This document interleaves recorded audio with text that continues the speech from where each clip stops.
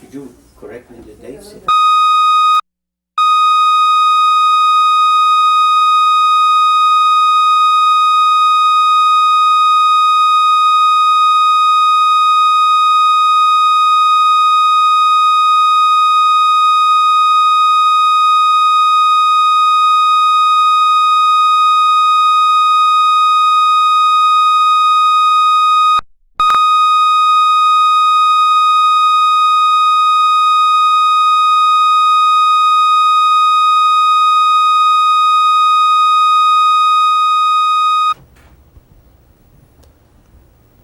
Survivors of the Shoah Visual History Foundation.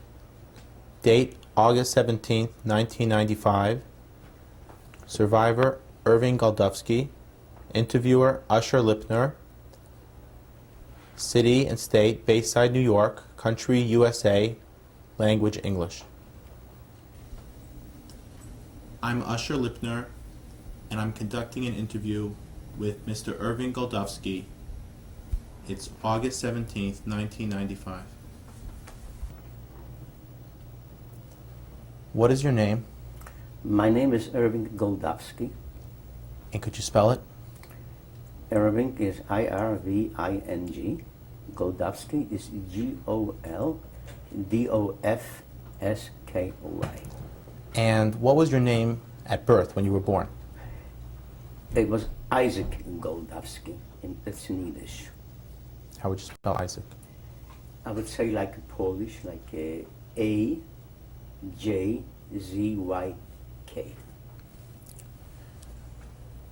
And did you ever have any other names? No. And when were you born? What's your birthday? September 9th, 1926. And where were you born? I was born in a little town near Bendin, I was told. When I was a year old, I was also told that I was taken to Bendin, which is called in Yiddish Bendin. Also in Polish is Benjin, which is a Z after the D. And this is in? That's in Poland. And how would you spell Benton? Bendin Yiddish, B-E-N-D-I-N. Okay. In Bendin, what kind of house did you live in? Did you have an apartment or a house?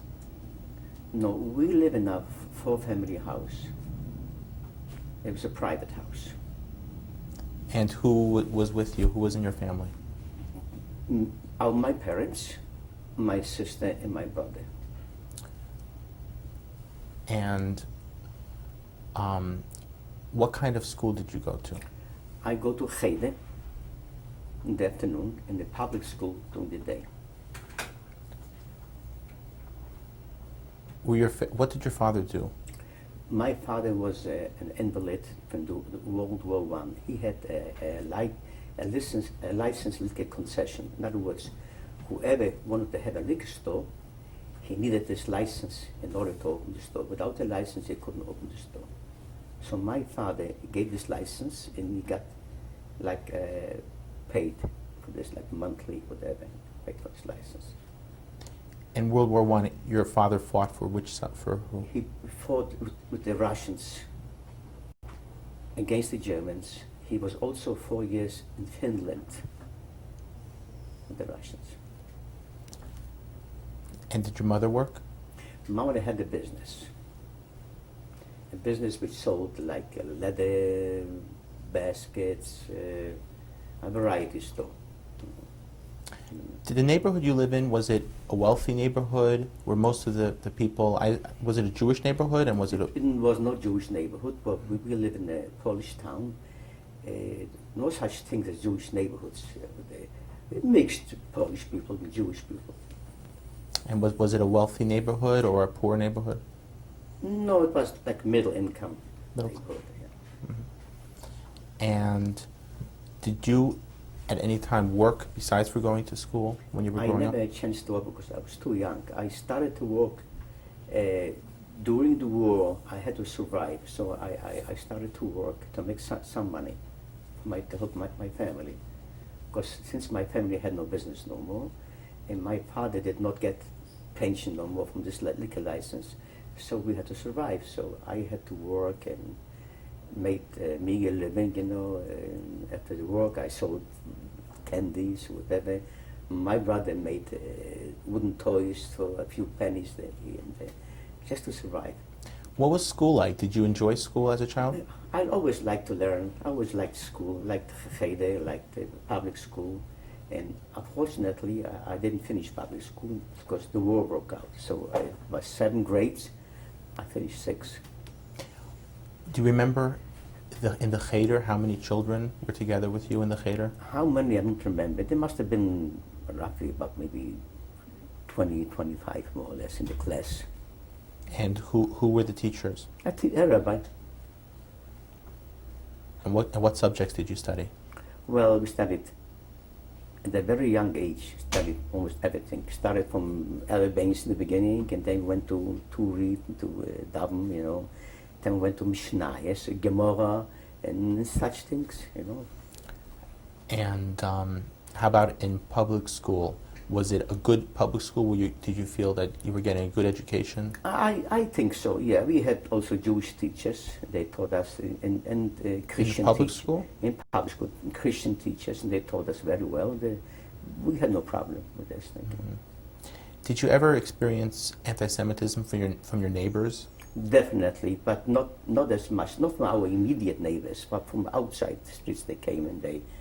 Like, for example, we had sukkahs, we put up a sukkah, and they threw stones into the sukkah. Sukkah, it didn't happen all the time, but it did happen. There was, for instance, a Christian funeral, and we watched, and whoever participated in the Christian funeral, they threw stones at us or something like this, How about in school? Anything ever in school? No. But I mentioned also we had a soccer team named Hakoach. And every time when our team won, on the way home, we were stoned by the Polish people. This was, how old were you at that time? I must have been 8, 9, 10 years old, So I loved sports, I loved soccer, I loved to watch it. And they just stoned us. And this was a Jewish team? Yes. That's why if the Jewish team won, we were stoned. And it played against non-Jewish teams? Against non-Jewish teams, yes. Tell me a little more about religious life. Was your family observant? Very observant. We're observant. There was no such things as not being observant. In kashrut, we went to, every morning, my father, every morning to Shachris, and then we had Mincha Marif. I was forced to attend. I was a kid, I wanted to play. I didn't want to go to shul every time, and I was forced to go to shul. This was the life. The shul was in the corner in a courtyard. And by the way, we visited the shul. We tried to open the door in 1990. I was there, and also in 1994 with my family. Tried to open the shul to see what's inside. There were beautiful paintings, murals, and like that. But unfortunately, we couldn't get the key to open the door. Which shul is this? It's a shtivel. It's called, this courtyard, this building was a quite large building considering for Mendin, And it was owned by Jews. His name was Chil Wiener, and it's called Chil Wiener's house, Chil Wiener's shul. And did you attend any other synagogue? Yeah, I attended the great synagogue when I was singing. I was in the choir, so I was called to sing in the high holidays or slichot in the morning. We had to get up like 3, 4 o'clock in the morning, had to sleep, and to sing. And we got paid for this. Of course, it wasn't much of a payment, but we got paid for this. Did you enjoy doing that? Very much. By the way, may I mention that I still sing now. I'm still in the choir now in my shul at the present time. Okay.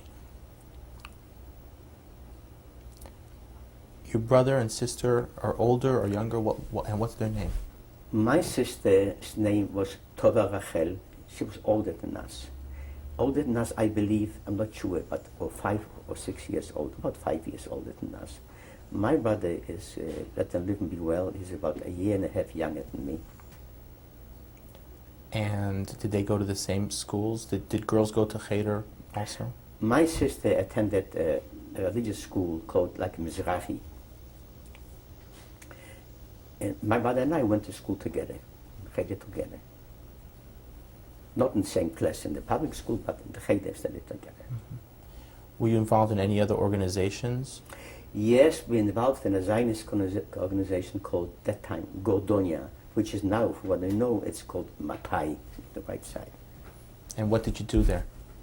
Well, we had asifot, the lectures, but and such things, studied Zionism, Was that the reason most people were attending, was for the lectures? Was well, that what interested them? The truth is that the main thing, I attended this organization because there were nicer girls there, which I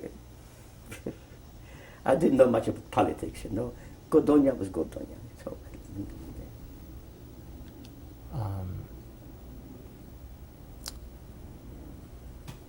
so you said that in 6th grade or 7th grade, 6th grades. that's when you had to finish school because the war. Yeah, I was Had forced started. in 39, yeah. There were only 7 grades in the school. I only finished 6. I couldn't make the 7th grade. When did you first hear that the school, you were not going to be able to go back into school? Well, like I said, the owner of this building we attended to in the shul, the Chilvines, one of the brothers lived in America, and he came for a visit, and he gave a sermon, Shabbos, in the shul, and he mentioned to us, because I was young that time, that the Germans are rambling, there's supposed to be a war, they're going to kill the Jews, and all such things, And he said, I remember, you don't have to be afraid, for we Americans will protect you. That's what he said, and I'll never forget this. And how did you feel? Were you afraid?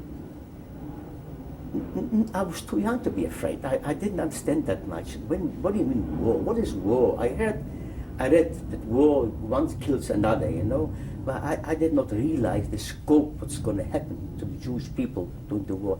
I had no idea until actually the Germans came in 39, in September 39 when they came in. That's when it happened.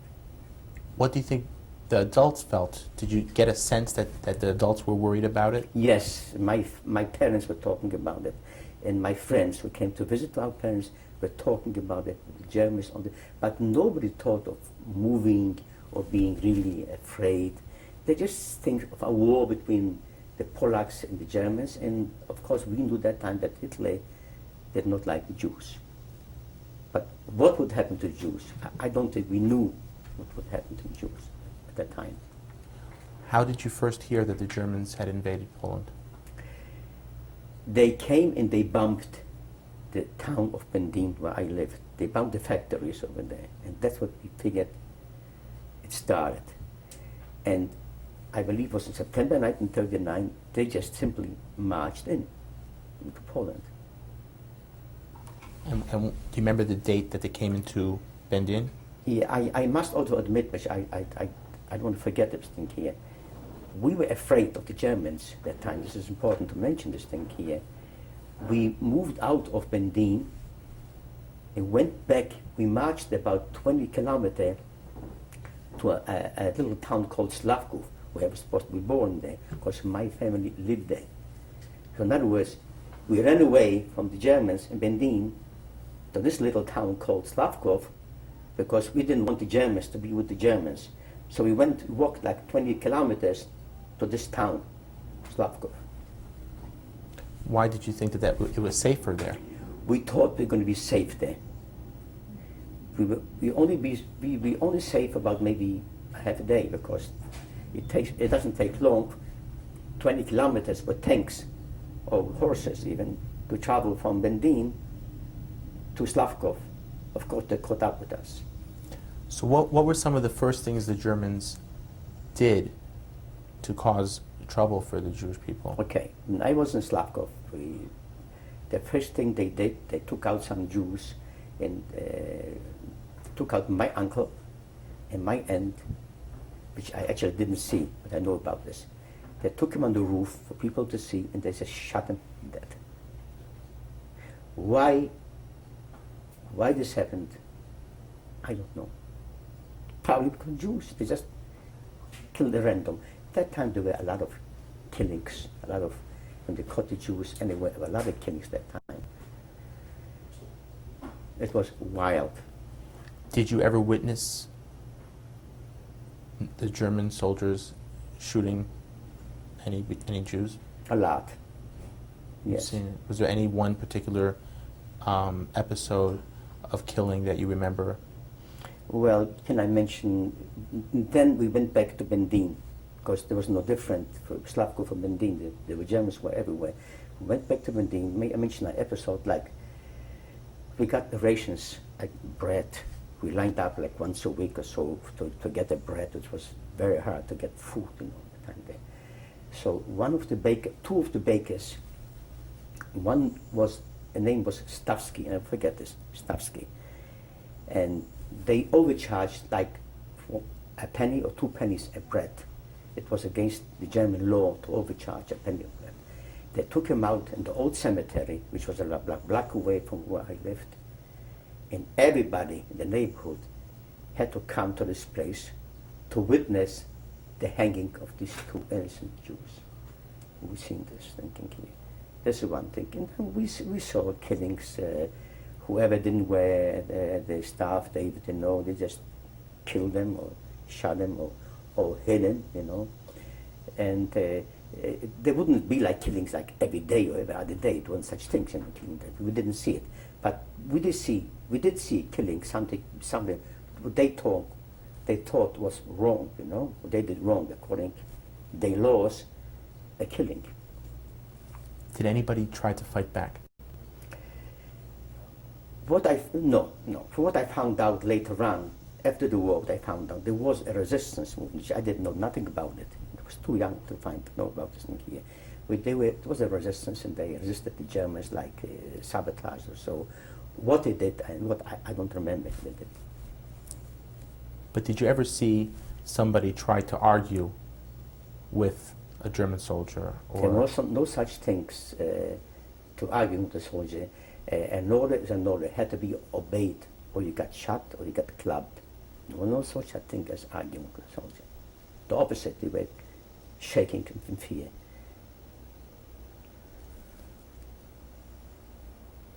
So when your family ran away from Bendin, how did your family survive? On what money? Well, I must also mention, before this thing here, we didn't just sit idle and just do nothing. They took us to work every day.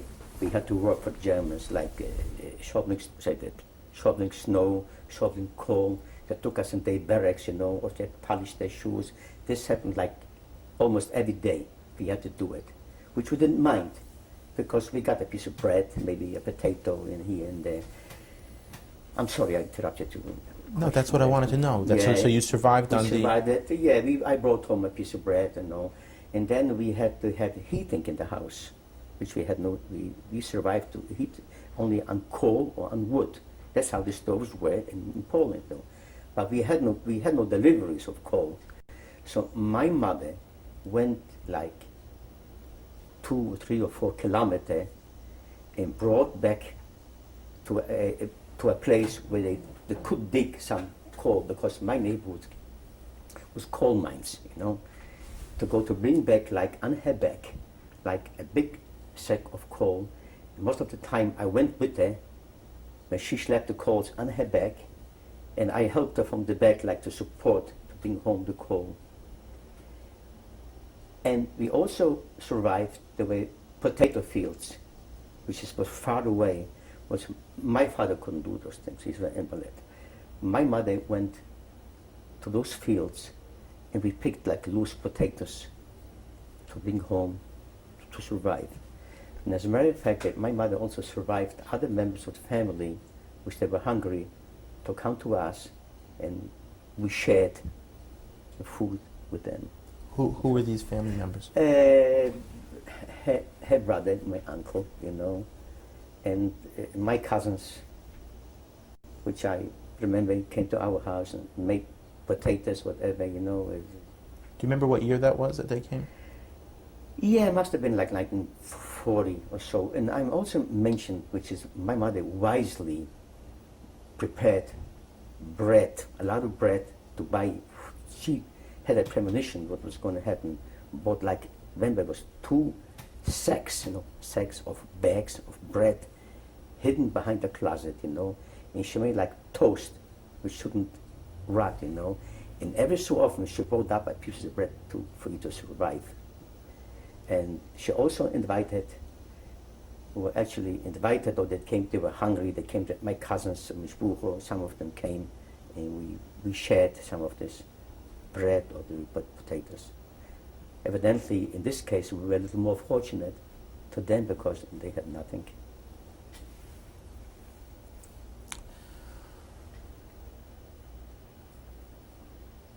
When did you get sent to a ghetto, and which ghetto was that? We lived like this till 1942. My father, there were selections.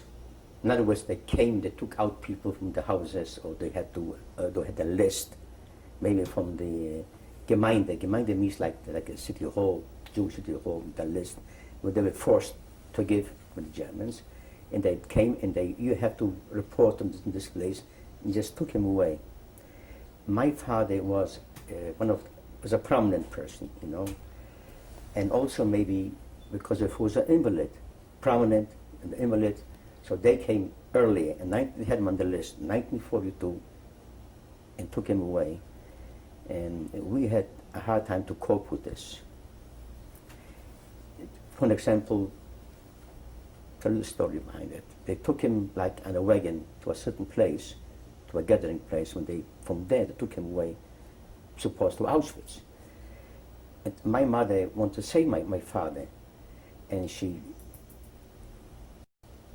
climbed on this wagon to take him off.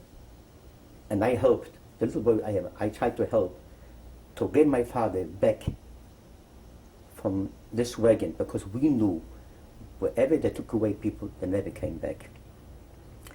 And my mother was taken also in this wagon, because she tried to do a thing like this. Took him also in this wagon, like a little truck with horses, And she took him also, my mother also, into this place to be sent away. But somehow my mother was freed. And my father, we couldn't save, so he just went, as we know now, to Auschwitz, 1942. I went also in September 1942. And from then, you want me to continue with anything?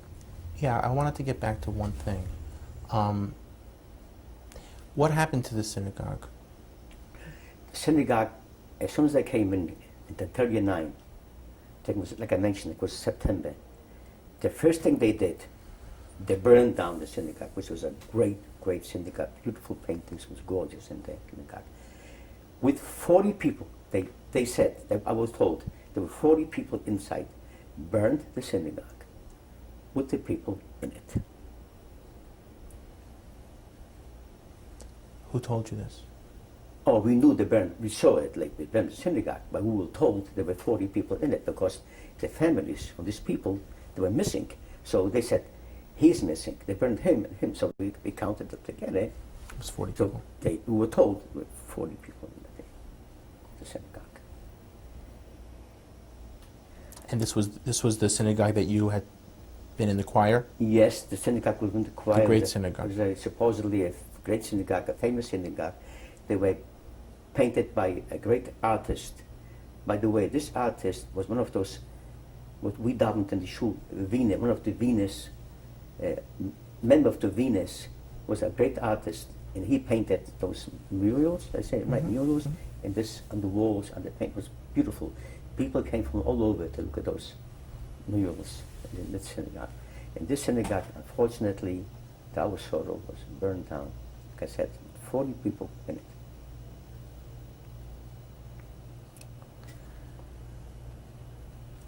So after your father was taken away, it was difficult for you to cope. It was very difficult to work a close family. It was very difficult for us to cope. But you have to remember that time that each one was involved with his own life. We were hungry, we didn't eat, we had to survive. Our food, what we had in reserve, as I mentioned before, diminished. We can keep only so much. And we did get, the Germans did give us bread. We had to stay in line with rations, We got like a bread, or I remember, bread or 2 bread a week. That's all what we got. With some potatoes, When the bread ran out, almost everybody looked out the windows where the flour is coming in to the bakeries to be baked, new bread. And we knew there was everyone eats as the other one. The wagons come with the flour, because we were hungry. When the flowers came in, sent it to the bakery, we knew they were going to bake bread, and we we're going to have bread. Well, anyways, we went hungry. I must mention that if we ate the bread, I'll never forget this in my life, and mother cut the bread, there were some crumbs on this bread. So each one tried to take a few crumbs, whichever was left over from the cutting on the table. Never forget this. It was really very bad. What was the longest amount of time you went without eating? Well, I don't remember exactly. There were times like, it could be a day, could be a day and a half till we got the rations back, After this, our food dwindled down. We had nothing, almost. So it was like a day and a half sometimes, Was there anything else you could do to supplement the food they gave you? No. From where? Like I said, my mother tried to go to those fields to bring a few potatoes. There were less and less. Of course, others also went to those fields to get the potatoes there. And it was very, very important to have fuel for the oven, not only for cooking, whatever we had to cook potatoes, but also for heat, because it was very cold in Poland at the time. And what about from the Polish people? Where were the Polish people then? They lived together in this town, Mm-hmm. And but there was no help for them. I don't think they had much either, We had no help from them. They did not. You ask me whether they helped us. No. Did you have neighbors that were friendly with you, that were Polish? Yes. We had neighbors with us. They were friendly with us. Even our landlord was a Gentile. We lived in a 4-family house, but they didn't have themselves, Uh-huh. I mean, they had food. They survived. They had food, more than us, but we didn't have any. Did you know of any Jews who went into hiding because they didn't want to be taken away? All the time. Well, this didn't happen while we lived in our apartment. Can I mention, in 1942, after my father was taken away, we were taken to a ghetto. And what's the name of that ghetto? The ghetto called Kamionka. And can you spell that? Yeah, it's right. Kamionka. Kamionka, it's called.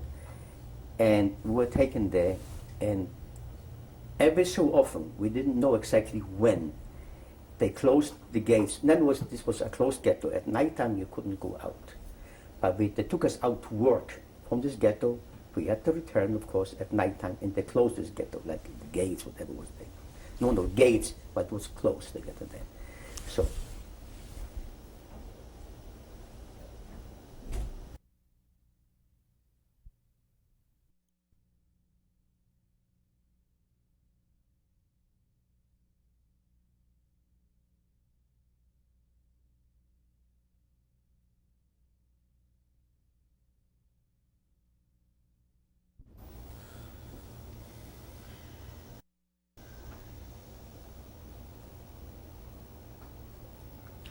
This is Roll 2. I'm Usher Lipner, conducting an interview with Irving Goldofsky, August 17, 1995. Mr. Goldofsky, before we continue talking about the ghetto, I'd like to go back a little bit. and to ask you, first of all, tell me a little bit more about what you remember. You mentioned that your father was an important person in the community. In what way did you know that?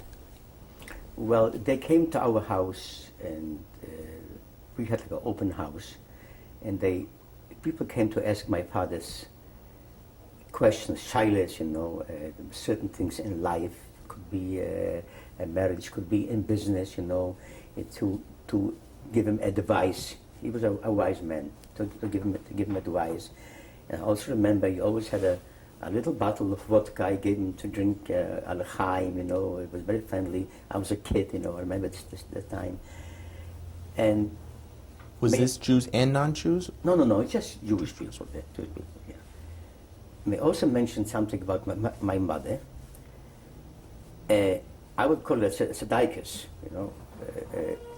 she baked like every Thursday. I remember it was Thursday, and sometimes Friday. She baked like challis, more than one challis, more than one cake, and she brought this challis to the sick people.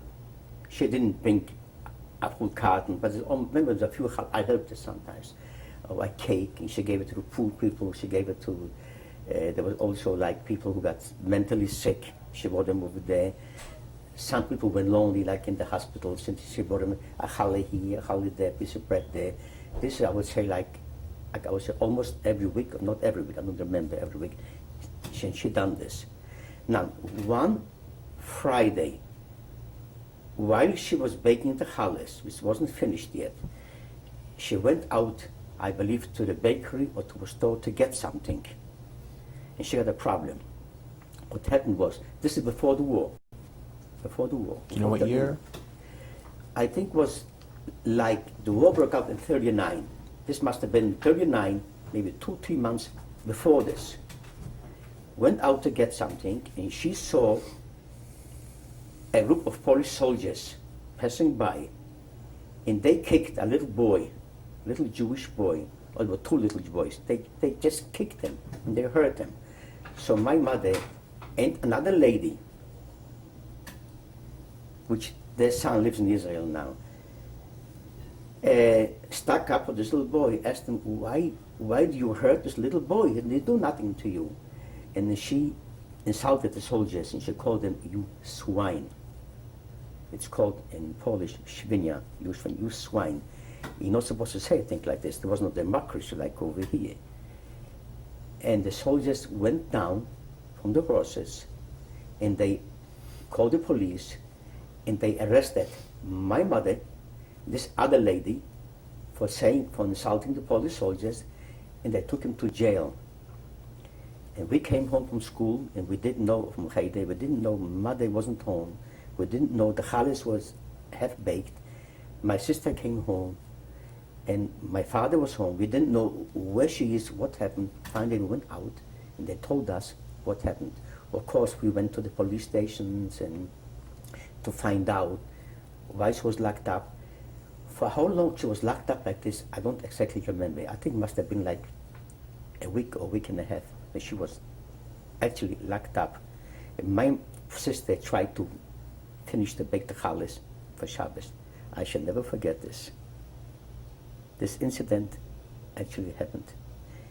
And I was told if it wouldn't have been like the Germans about to invade, she still would have been in jail for a long time. So somehow, for some reason, they released her, and finally she came home. This was one little incident, which I remember. And did she get a trial? I don't remember. She had to go. I remember she had to go to a police station to say something, maybe to pay a fine. I don't even remember this thing. Maybe to pay a fine, for those things. A fine to apologize. That's all I remember. This little incident. And do you think that this was because she was Jewish that she was treated this way? Definitely, because she was a Jew, insulted a Polish person, especially a soldier. But if a Polish person would insult a soldier, it wouldn't be the same? I don't know. I don't think nothing. Maybe because there was a law not to insult an official from the government or a soldier to insult him, but they wouldn't be punished as severe as you would. Okay, now getting back to when you first entered the ghetto, what was that like? How did you have to leave your house? When did you hear you would have to leave your house? We had an order, of course, an order notifying us that everybody had to leave the house to move in this place. We were assigned a room, one room, me, my brother, my sister, and my mother. Of course, my father wasn't there no more. He was taken away before this to Camp Auschwitz. And we lived in one room. The room was like a wooden floor with boards, and very poorly, but we had no choice. The furniture, we couldn't take furniture. I think we took something like maybe a table with us, the beds, and a little wagon. Took it with us, and we set it up in this one little room where we lived. It was very hard to survive in this ghetto. Did people die there? Of course they did. From People died every day. Every day people died there. Whether from hunger or from sickness, because there was no proper care, no medication, no hospital for the Jews to go to. So if they got sick, they lay in bed, and maybe a Jewish doctor came, which is with no facilities, no medication. He did what he could, and that's what happens. He just died. Many died, of course. How long were you in the ghetto? In the ghetto. We were there till 1943, September 1943. And you say there was no medical facilities. Did the people in the ghetto try to live their life in a normal way? We always tried to live in a normal way. But how could we live in a normal way when we had to go out to work? But to the Germans, like I said before, to clean snow, you shovel this and shovel that. Okay? There was no normal life at all. Nothing was normal. Was there any type of religious life in the ghetto? Not really. Not. We weren't allowed to congregate. We're not allowed to congregate. So there was no shul there, as far as I can remember. Or people maybe davened in their own rooms, their own houses, but the congregation like shuls, no, definitely not. So was it difficult for people to change things like not going to school and not going to synagogue? But what do you remember missing the most in the ghetto? There were no schools. There were no synagogues. What I remember was hardship and fear and death. Why fear? Because they came every so often to take out people from the ghetto to be sent away. Could be every day, could be once a week, could be twice a week. We never knew. All of a sudden, trucks came with soldiers, and they went to the houses and they just took them out. And she left them out. Mostly the old ones, maybe children, So what we do, we try to survive. We try to survive. How did we survive? Each one, I would say almost each one, had a hiding place.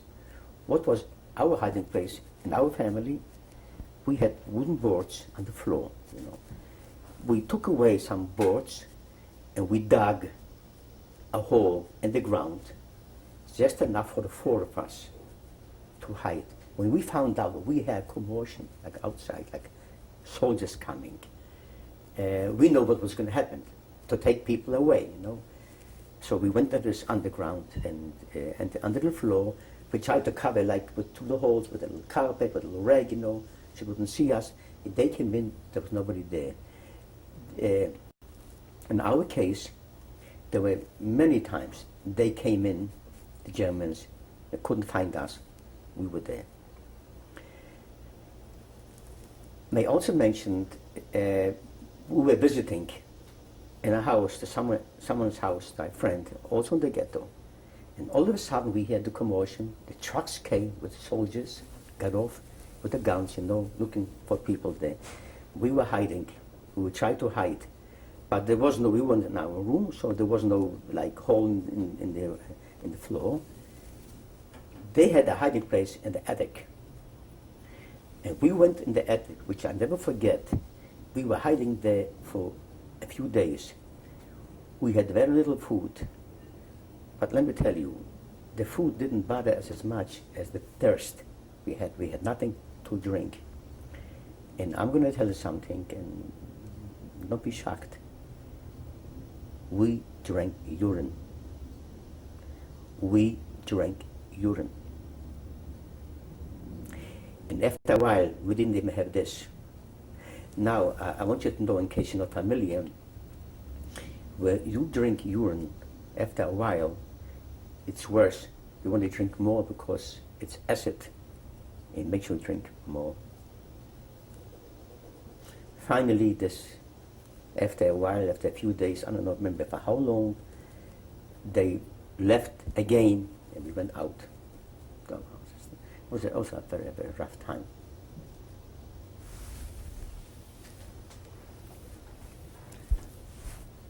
How long were you in the ghetto altogether? We were like 1942, I believe also like after September, till 43 September. And after this, we had to clear out, the whole ghetto was cleared out of Jews, taken to a place where we congregated. And from there, we marched to the train station and loaded into like cattle wagons with little windows, cattle wagons there, locked. Me, my brother, my sister, my mother, with others. The whole ghetto was cleared. Roughly how many people were taken at that time? I cannot tell you. I don't know. I don't know. The whole town where it was left. How many people were in a car? In a car, a rough guess, 60. There was no sitting place there. There was no sitting place there. We couldn't lie down. We couldn't sit. There was buckets to relieve yourself. And it was very bad. People did die on the way, as we know now, to Auschwitz. People did die. People faint. There was no way to revive someone or to save someone. And may I say, sadly, that no one wanted to revive because they had to do with their own, to save their own lives, So it was just stuck together. The Germans did not care how many, for convenience, in those wagons, They just pushed them in. And at the end, if there was very little room, they wanted to make more room, people to push in there. So with the rifle butts, they just kept kicking, hitting. So they just squeeze in more and more. And with this, of course, we went to Auschwitz. Did you know where you were going? No. We had an idea, but we didn't know what was going on in Auschwitz. We had no idea what was going on there. Had you heard from anybody who had left? No. Nobody ever wrote. I'm saying it sarcastically. Nobody ever wrote, and nobody ever came back to say, unfortunately. So we had no idea. We didn't know. How long were you on the train? Do you know? We were on the train, well, from my hometown, Bendin, to Auschwitz is like 40 kilometers. It took us, we arrived, I can think, we were loaded during the day. Took us hours and hours till they get it, all of us, to lock the trains. It must have been like, we arrived in the evening. I know that was kind of late in the evening we arrived in Auschwitz. Was there any possibility for someone to jump off the train? As far as I know, not for this particular transport, no. When you got to Auschwitz, and did they immediately open the doors as soon as you got there? Yes, they opened the doors. All the doors were opened, and they were waiting for us with dogs, with the SS, with dogs and rifles with guns, and waiting for us. We lined up for selection. We had no idea where we're going, what's going to be, we had no idea. Did you notice how many people had died on the train, in your car? I don't know what happened in other wagons, of course, it was like chaos, chaos. And in our train, someone fainted, he probably died, Someone fainted, just dropped. We held them up because there was no room to lie down, But there were quite a few of them, I'm sure. I remember when we'd opened the doors, when we had to jump out or walked out or kicked out or battle wrapped out, there were quite a few lying there on the floor. I assume they must have been dead.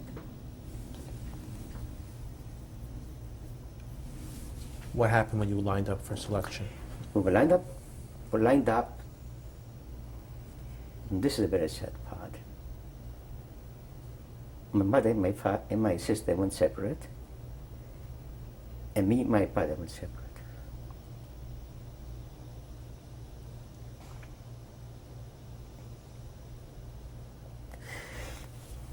That's the only time I saw my mother and my sister.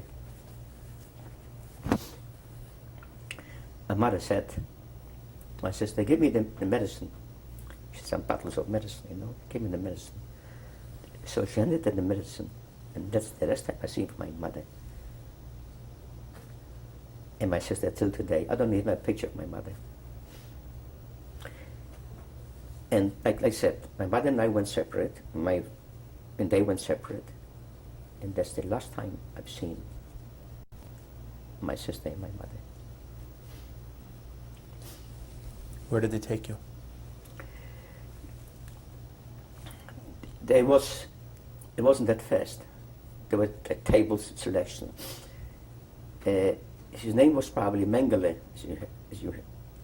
that famous Mengele was there, and he pointed with the finger left and right. I'm talking about only men, because I didn't know what happened to the women, it was with the separate men and women. Did you know that was his name at the time? No. I said, now we knew that it was Mengele, Mm-hmm. It was like the finger to go left, to go right. One way was to the gas chambers, and one way was to camp. My brother went before me, and he went to one side. I don't remember which side. Went to one side, and they were going to send me to another side. We want to be together with my brother. So I said, I'm loud and clear. I'm 16 years old. I wasn't 16 years old. I'm 16 years old. I'm a good worker.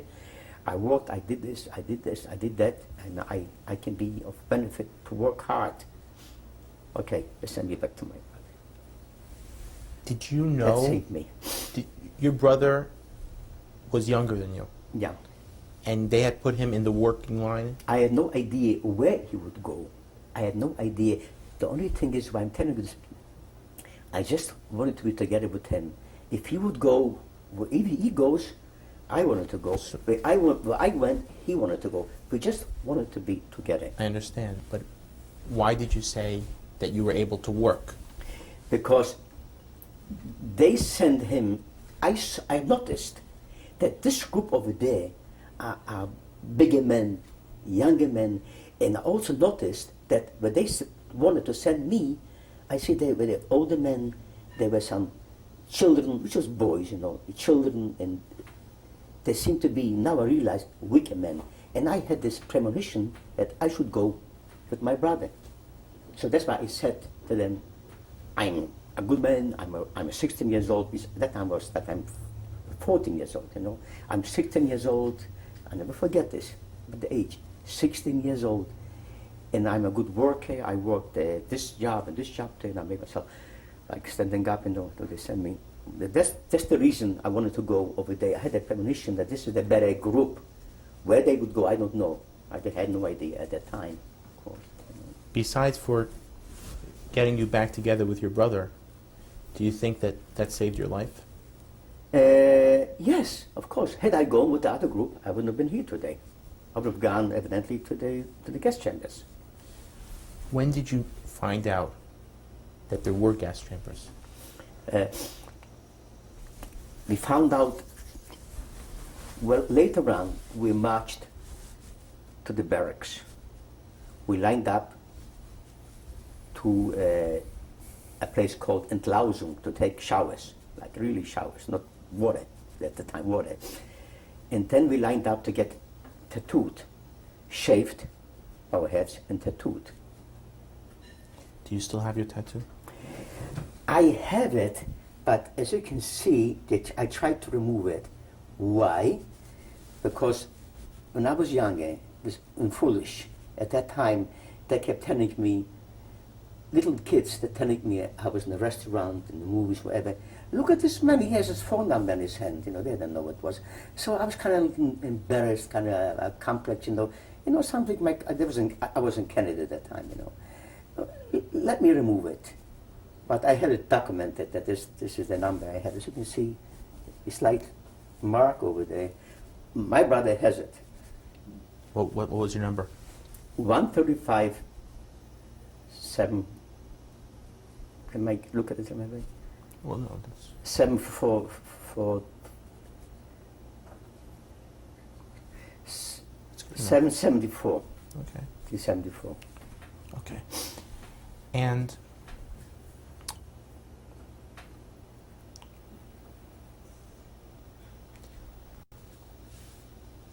what happened next? We were tattooed, and then we were assigned. They gave us clothes, like the stripes clothing, and some shoes, which didn't fit, you know. What kind of shoes? Very poor shoes, like old shoes. What happened to your clothing that you came in? They took away my clothing. We had to wear like Auschwitz stripes with a number on it, you know. Did you bring anything else with you on the train? No. Yes, of course we did. I don't remember certain things we brought with us. I bring some pictures with us, you know, pictures. I brought. Did you bring a suitcase or a little suitcase? You know, we were supposed to go to another camp to you know, to live with family together. Maybe have a farm there. I'm saying it sarcastic. We didn't know what we were going to go. You know, we brought some clothing with us, but we had to leave in the wagon, of course, you know. But not much, just a little bit. So they gave you clothing. They gave us clothing. They gave us some shoes, you know, down there, without socks, of course. And what did they want you to do?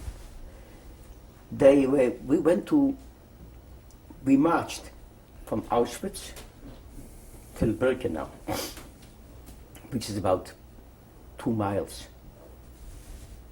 And we were assigned to this camp called Quarantine. Quarantine was one of the first camps, quarantine camp in there. We were assigned to a certain barrack called Black Barrack. We were assigned over there. Do you remember the number? I think it was number 11, but I'm not sure. I forgot, number 11. What was your daily schedule starting from that point? Well, I must tell you, before this, we were assigned we were given like a plate, a metal plate for soup, and a spoon. Given a spoon to us. Because we get soup, and every morning we had to line up, called a peel. A peel means like, I don't say it in English, we had to line up, and they counted us, you know. And we stood there sometimes for hours, whether it was cold or it was hot. We stood there for hours, and they counted us. And then we were assigned. This quarantine was just like a transit camp. From there, they sent people to be gassed, or another camps to work. It was a quarantine camp. Did you at that time when you were in the quarantine camp, did they did you know that there were Jews, that they were gassing Jews? Yes, How definitely. did you We know? knew because we saw the chimneys not far away. We saw the smoke coming up. That we knew that time would happen. And I don't know if you're going to ask me this. In the life in the barracks, we were lined up every morning for an appeal, and to be counted. And then some from were taken to work, like in the camp, dig a hole here, they didn't do nothing there. And then in the afternoon, we had to line up again, another appeal, line up again. And then we had to go, in the morning we had to go to wash ourselves. It was just a big, long barrack with some faucets there to wash ourselves, wash ourselves. Yeah. In the afternoon, we had to line up to get our rations, which consisted of a piece of bread and a soup, like a water soup. That's all we had, a small piece of bread and a watery soup. And that was your rations for the day? That was the rations for the day, yes. We had to watch it. It shouldn't get lost and stolen because you couldn't eat a piece of bread at one time because you were hungry noontime. So if you got it at night time, you had to keep it like for the next day till you got the next rations. So where did you keep it? In the pocket, with me all the time. It was like it was your lifeline. You couldn't exist without it.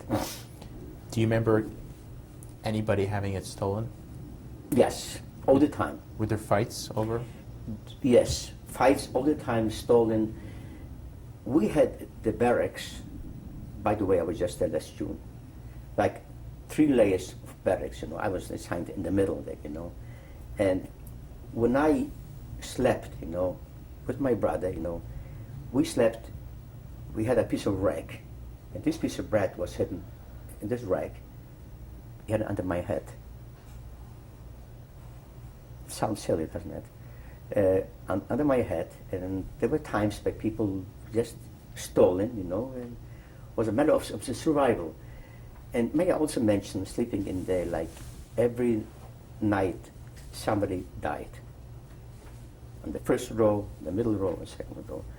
If you had a thump on the floor, you knew they just rolled that down on the floor, just push them down on the floor. It was like every single day. It was 1, 2, 3, not just from the barracks, every bunk, like someone had to, or like die. Just roll them off on the floor. And there was a special commando unit. They dragged him outside.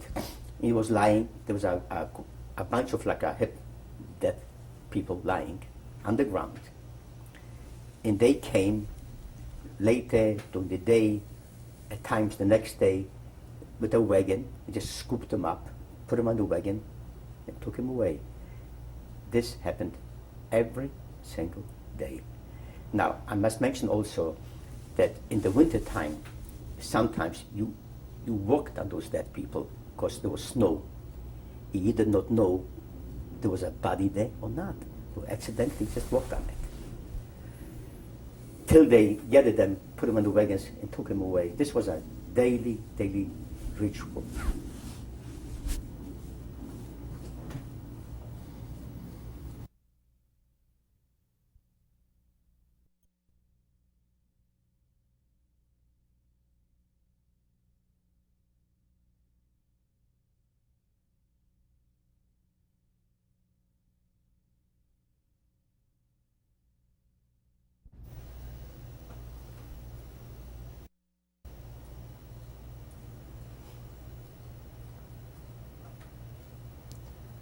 Tape 3.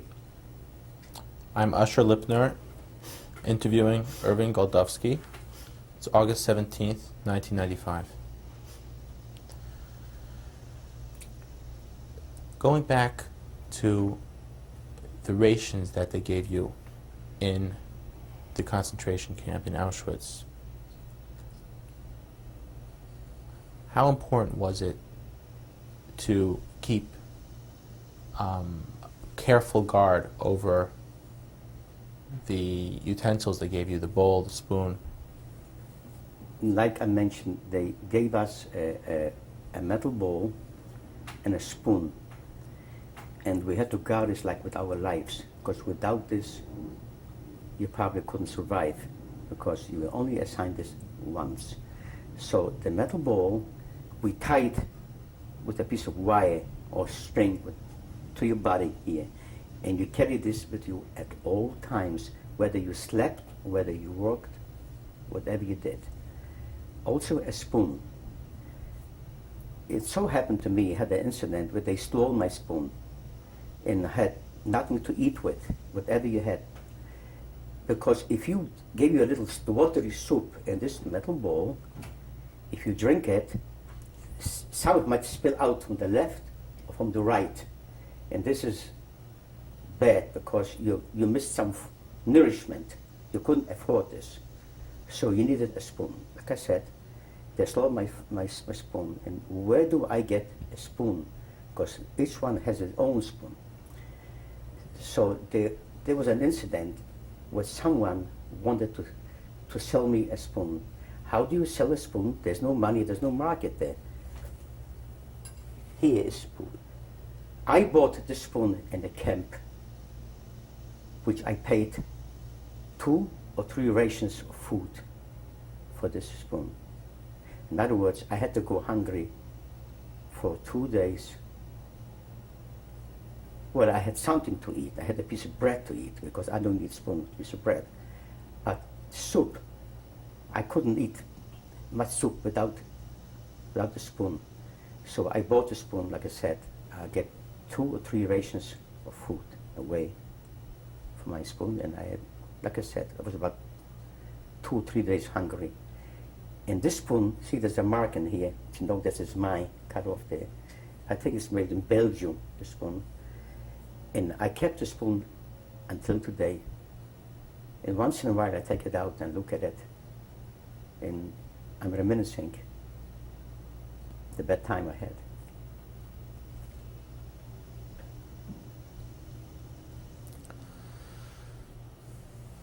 What kind of work were you assigned to do? We were in the quarantine till, I believe, 1944, from 43, September, to 44. In 44, we were shipped to a small camp called Gindergobe, which was a town near called Lengin. Could you spell the town and the camp? Ledzin, Lengin. Where exactly it was, I don't know, I don't remember. And the name of the camp again? Gindergrube. Gindergrube. It's a German name. Gindergrube means coal mines. Because we were assigned to work in the coal mines there. We were there in a small camp. Can I tell you what happened in this small camp? We came there at night in this camp. We were assigned to the barracks in this camp. And we worked that time in construction. Construction means they took us out on the day to work, whether it was rain or snow, whatever. Never changed our clothes. If you came back, you had to work in the rain, for example. And we came back at nighttime, soaking wet, so be it. There was no such thing as drying your clothes or whatever. And many people died from, now I know, probably pneumonia or whatever, they got sick and they died from this thing.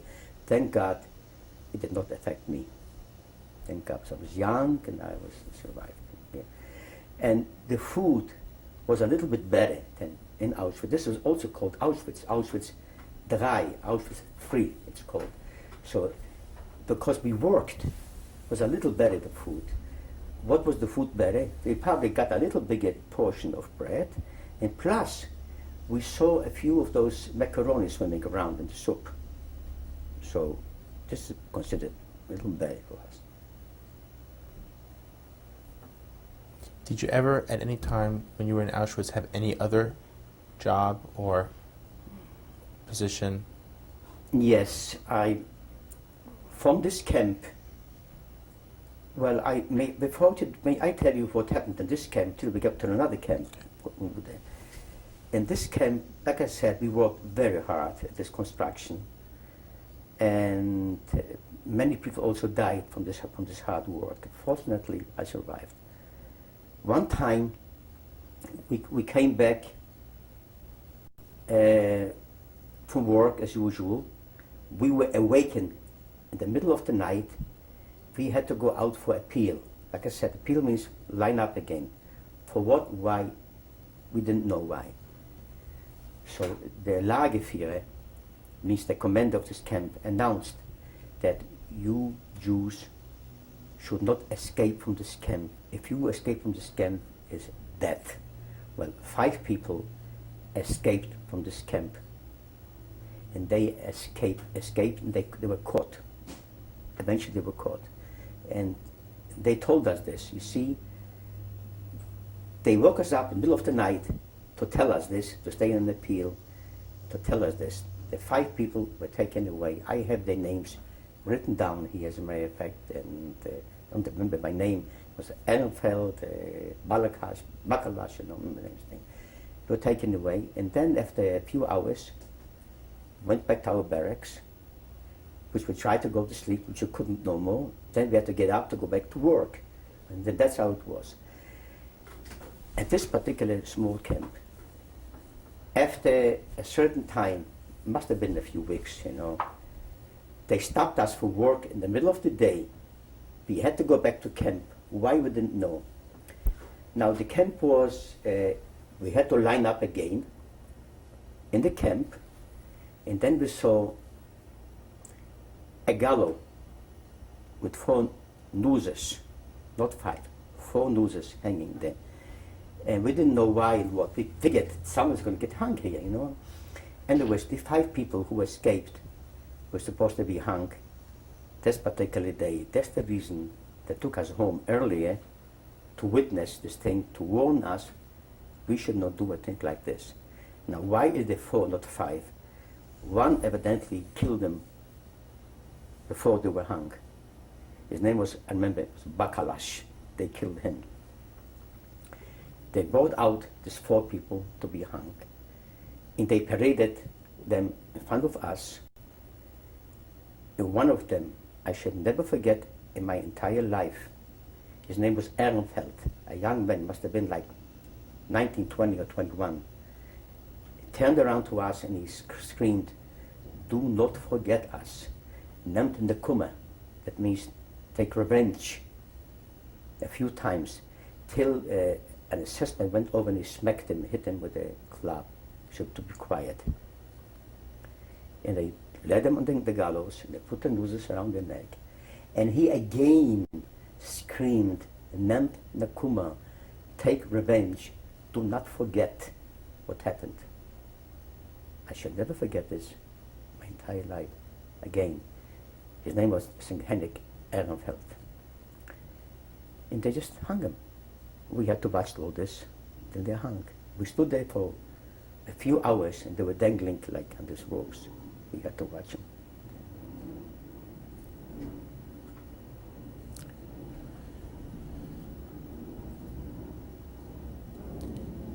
When you were in the camps, did you think about liberation? Did you think about the possibility of a future outside of the camps, getting out? We always had hope, yes. My bunk was near a window, and I saw little birds flying by or landing on a little tree there in this particular small camp. And I envied this bird. And I said, someday I want to be free as a bird. Yes, we do. We had hope all the time. We had hope.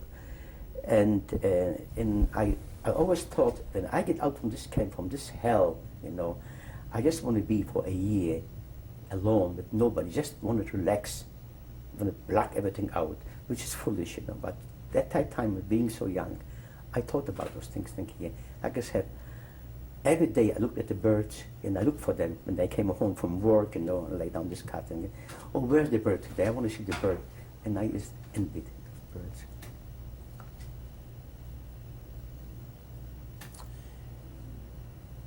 Did you know what was happening in the war? No.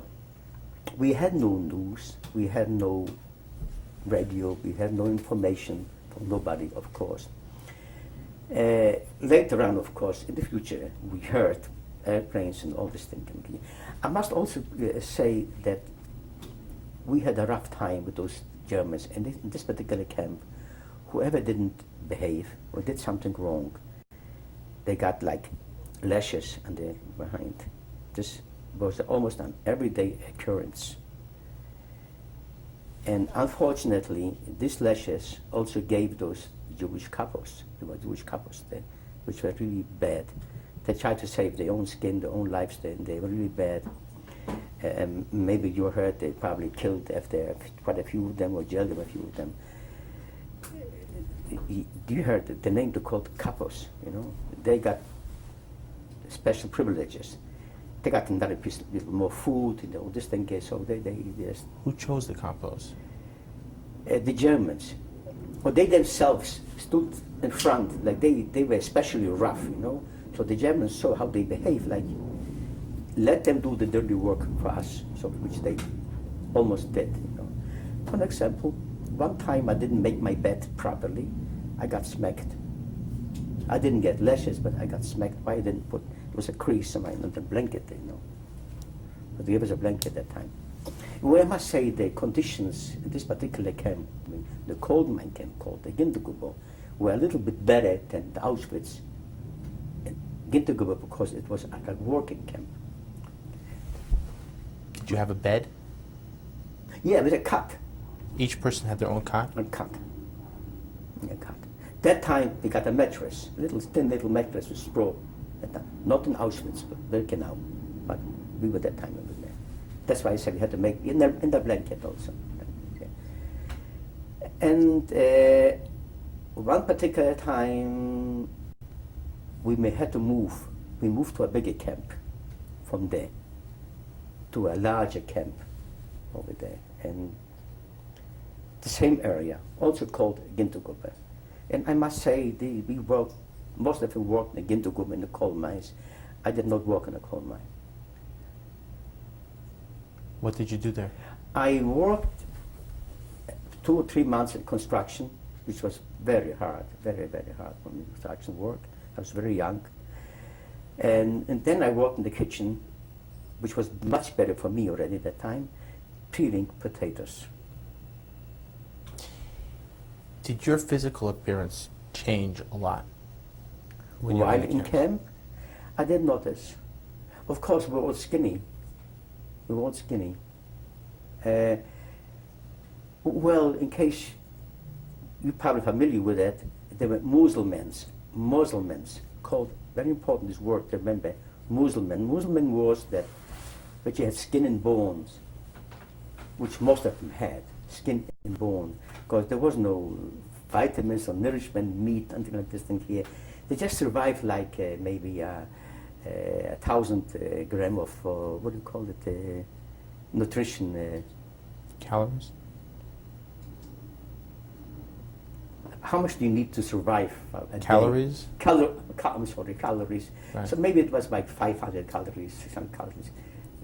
I might be wrong in numbers, you know, but they just didn't survive. But many of them, excuse me, most of them, not many, most of them walked around, like in Auschwitz, walked around with big stomachs, swollen ankles, skin and bone, called Muslims. Maybe you saw them on pictures. That's how they walked around, like living dead. Well, fortunately, I must add that I did not look like this. Thank God. Do you have any explanation why not? Yes, I have. When I worked in the kitchen, I peeled potatoes, and I stole a potato or two once in a while, you know. And we had to send our clothes to Entlausung, Entlausung, that means the disinfect our clothing every once in a while. Now, I cleverly put a potato or two in the pockets of this clothing to be sent to this disinfect. Now, disinfection was a little heat there, you know, it was a little hot. So this potato or 2 potatoes came back more or less warm to eat, and I shared it with my brother. My brother also worked with me in the kitchen the same, we're together more or less the same time, you know. And that's one thing, why I had better. Secondly, I ate at times raw potato. And I didn't have raw potatoes, we kept the peel. We ate some peels over there, which was not bad, we survived. That's why I was a little bit better at that time than someone else was kept.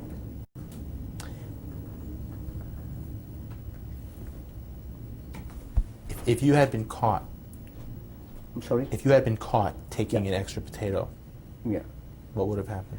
Which my brother was caught, potatoes. Well, that was a death sentence, or shot, or lashes, you know. It depends, you know. My brother was caught, and he got lashes at this also, and almost hung also, almost hung. What, No, they why? were saying that time, okay, we're going to hang you. But they liked us over there because we're young kids, you know. They somehow, we polished their shoes sometimes, their says, you know, called us in. We were young, you know, considering to others who were there, we were younger. So they took in consideration, oh, they're good people to work with, you know. So they were a little bit better than the others at the time. So we didn't look that like a Muslim man, skinny, you know. Of course we weren't fat, we were skinny, but not bones sticking out. How did he get caught, your brother? He got caught. He just had packed by the peel, one of the peels, had pockets was bulging out from a potato, you know. So that, what do you got there? Of course, he didn't. They fired him from this kitchen. They worked someplace else, and they went back. You know, that was life. You had no way of knowing what was happening in the world, what was happening in the war. Did you have a way of knowing what time of the year it was, what the date was, what the day of the week was? Yes, yes. Not that I knew, but people older than us kept track. Today is Yom Kippur, for example. Today is Rosh Hashanah. Today is this. Today is that, and here. And believe me or not, and there were some pious Jews who, which thank God we have those people there. And they remembered, and they kept up with this Yom Tov. You know, today's Yom Tov, maybe I do a little less, maybe I do this, maybe I davened by heart. We had no siddhis, you know. They davened by heart, you know. And thank God they did this. And it was like keeping faith. Somehow God will redeem us, you know. Just think here. But I must repeat the question before. Did we ever have a hope? Definitely, we had hope. We were hoping to survive, you know. But I must also add, before I forget, if I didn't mention this thing here, which is hard to realize, we did not think about our father, mother, or sister. We did not think about it. And now I realize, why didn't I think that time? Because I realized, because I'm answering myself, because we fought for our own lives. And I must say also, which I skipped, while we were in Auschwitz, my brother had certain privileges. Why? Because he polished the SS-men shoes and the Kapos shoes, or the block Älteste, which means they're in charge of the black shoes. So, little privileges. He somehow went to the women's camp where my sister was. My sister was alive in camp. I didn't mention this. My mother was right away sent to the Christians. She was alive in camp. And he somehow went, I wish he would tell the story himself, went to this camp, and very unfortunately, she was lying like already half dead, and he brought her some food, which consists of a little bread, more bread, you know, to give it to her, and she couldn't even eat. It was a beautiful, beautiful girl. She was a decent person, you know. She was half dead. She couldn't even digest the food what he gave it to her. So she probably couldn't last long, you know. But she was alive, and he has seen it. And I must tell you this, that all these years, I never talked to my brother about it. But I did ask him, which I cried, a few weeks ago, a few months ago, and I asked him, when you saw Tugger, this is after so many years, I asked him, because we talk about it hurts. When you saw Tugger, what did you see? Did you say something? Yes. She said, how is Isaac doing? Me.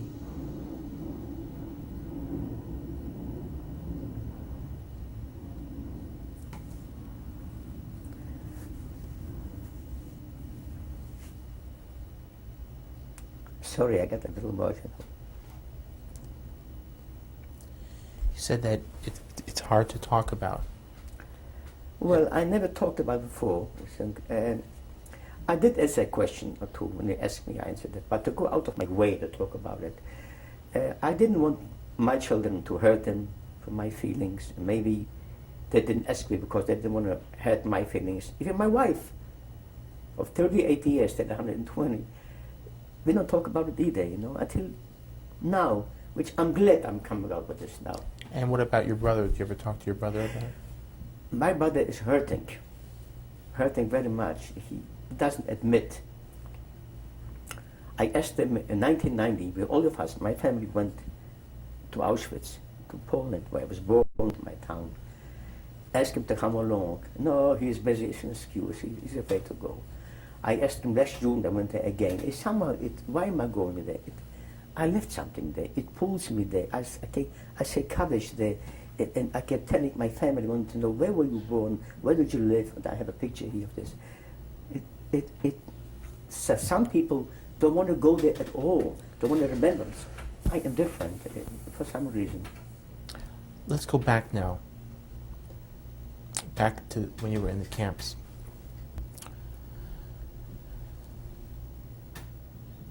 When did you first find out that you were going to be liberated? We didn't find out. What was,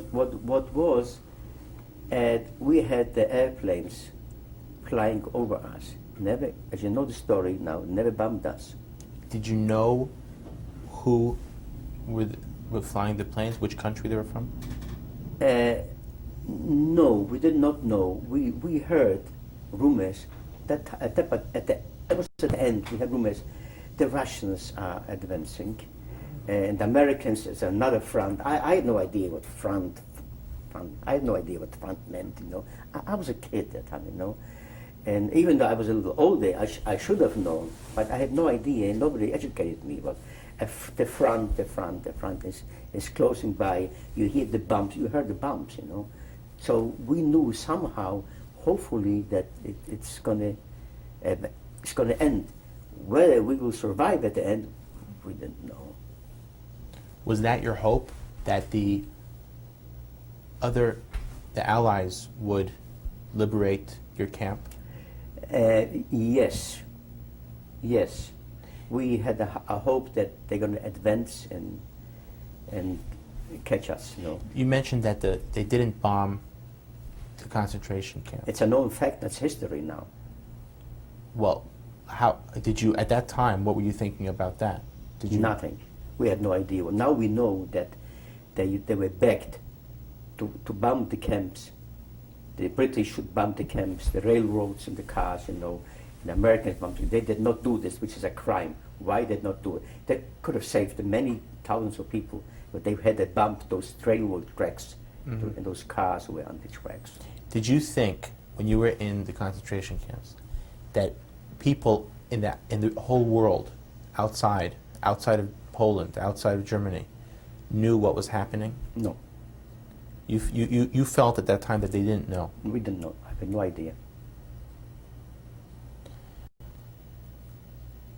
So what happened next when you were taken out of Auschwitz?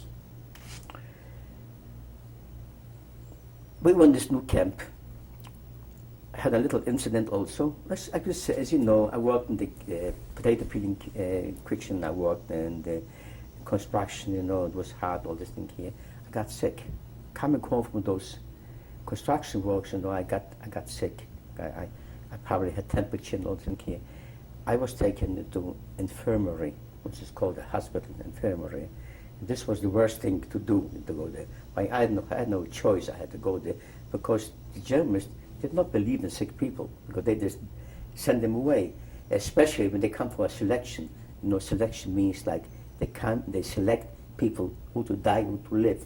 The ones who couldn't work no more, who were weak, they couldn't continue no more. They just took them out and just send them away. We know where now. And if they should catch me in this infirmary as a sick man, I had no use for them.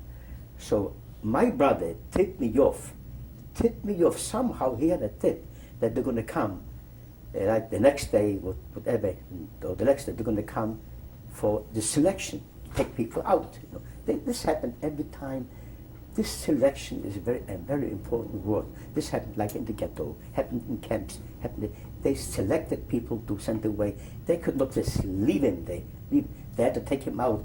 Their idea was to annihilate the Jewish people, so they had to get rid of him. So first went the sick, and the oldest, and the rest, the healthy people. Now I got a tape, and I was in this hospital, in this infirmary. They're going to come, and I could not be there. I jumped out the window. I remember it was snowing. It was cold. Jumped out the window in a shirt, barefooted. I went to the barrack.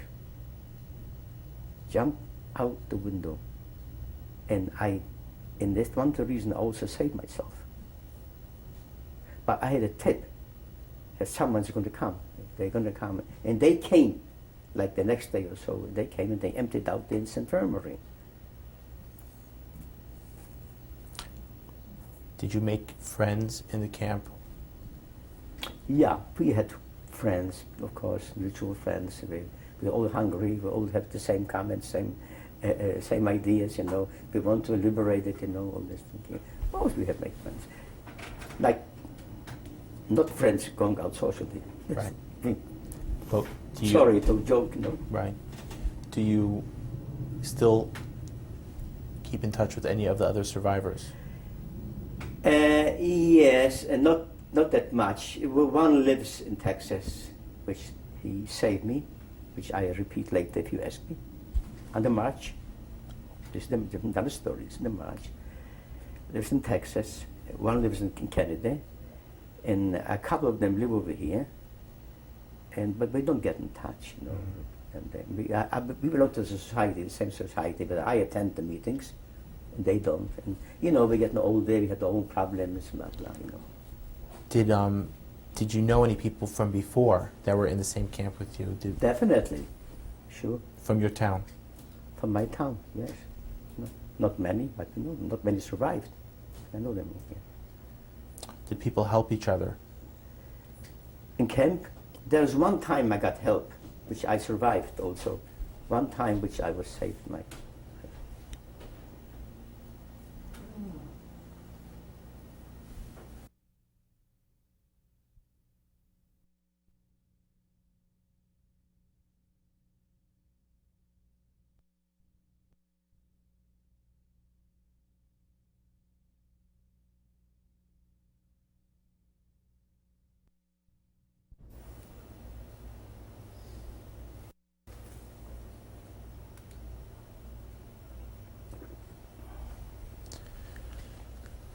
Tape 4. I'm Usher Lipner interviewing Irving Goldofsky, August 17th, 1995. Mr. Goldofsky, were there people that you saw come in after you to the camps? What happened when new people came? Did you see them going to you or to other camps on the trains? I mean, when we came, now that you're in the camp, arrived right. in Auschwitz, you mean? Right. Yes, we saw people. We saw every day transports coming, like from the railroad. We were on the first block, camp called Quarantine. So we were the front, and this was a road.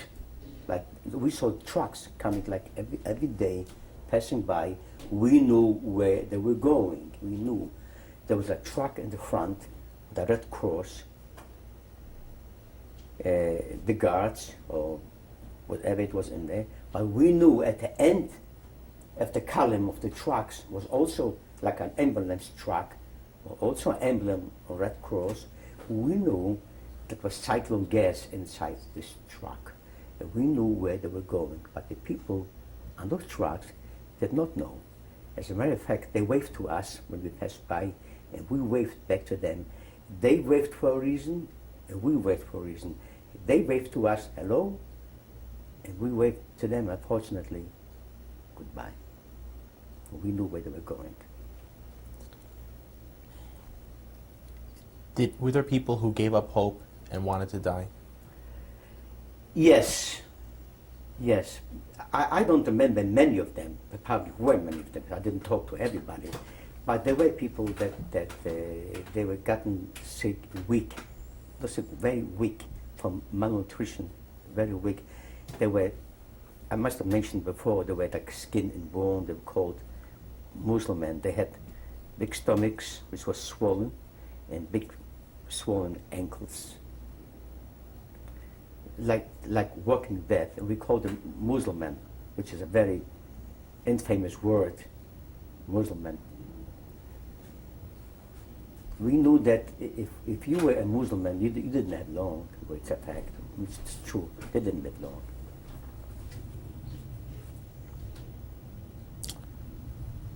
When did you leave the camp? This last camp? We were there till evacuation time, which was 1945, January 18th, 1945. I remember this date distinctly. There's a reason why I remember this date, if I get to say it. Okay. What was the evacuation? Start with that. Evidently, the Russians pushed the front. We did not know at the time. We know there's something going on, but we didn't know exactly what. We know there's a war, and the Russians are fighting with the Germans. So we had an order to evacuate this particular camp. So we had another appeal. We lined up and tell them, you take all your belongings, which consists of the spoon and that metal bowl, whatever have you, and a piece of Russian bread, if you had, to line up to march out of this camp and leave the camp clean, they told us about this. And we lined up in the front of this particular road. And one of the Germans gave me, and I must say also my brother, a backpack to carry on this march. Why us? Because we were young and think we were stronger. At that time I was 15 years old, at the time. I was stronger. Carried the bag. And I had to go wherever this particular assessment went, I went with them to carry this bag. And I was in front. I did not join this column, this appeal column. I was always in front there, to walking with him. And he reported to this commander of this camp, like this, January 18th, 1945, this particular time, I don't remember the time, 900 people to be marched out. That's how I remember the date and the amount of the people to march out. And where did you march? We had no idea where we were going to go. We marched out. We marched for a day, slept in the field. Another day we slept, and with the horses and the cows slept. Like there were 900 people of us in the beginning, 900 people. There were times we slept in our broken down movie house. That we shouldn't escape, to be like indoors, And I have to add also that whoever didn't march or couldn't continue to march was just simply shot dead. So from the 900, I don't know how many were left of us, there were always less and less. And this march, we received rations also, no soup, just a piece of bread. They gave us a small loaf of bread that told us this should last you for 10 days. remember this, for 10 days, a small loaf of bread. Now we had to eat every day a little bit for we should have the rest for the next day, next day. Now we had to watch this bread like an eye on our head, so to speak, because this was like a matter also of life and death, because we had no food, you couldn't survive, just starved to death.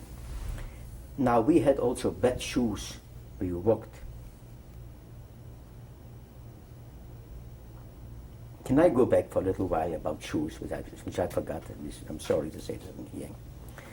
When we arrived in this new camp, one new camp, like I mentioned before, I have to go back, this is important. We were taken away, the shoes were taken away from us, and they gave us wooden shoes. Wooden shoes they gave us to wear. All of us there. I'm sorry, now go back to the march. So we marched, and whoever got a little wound on his leg, we marched all day long. It got worse and worse and worse. And this wound that he got on his leg, it was aggravated, and he couldn't continue, was also shot and killed on the road. They just set him down on those white marker stones on the highways on the road, set him down, just a bullet in the leg. Every time we heard a bullet, we had a shot, we knew that someone was dead. It was just simple as that. Simple as that. Whoever stood behind.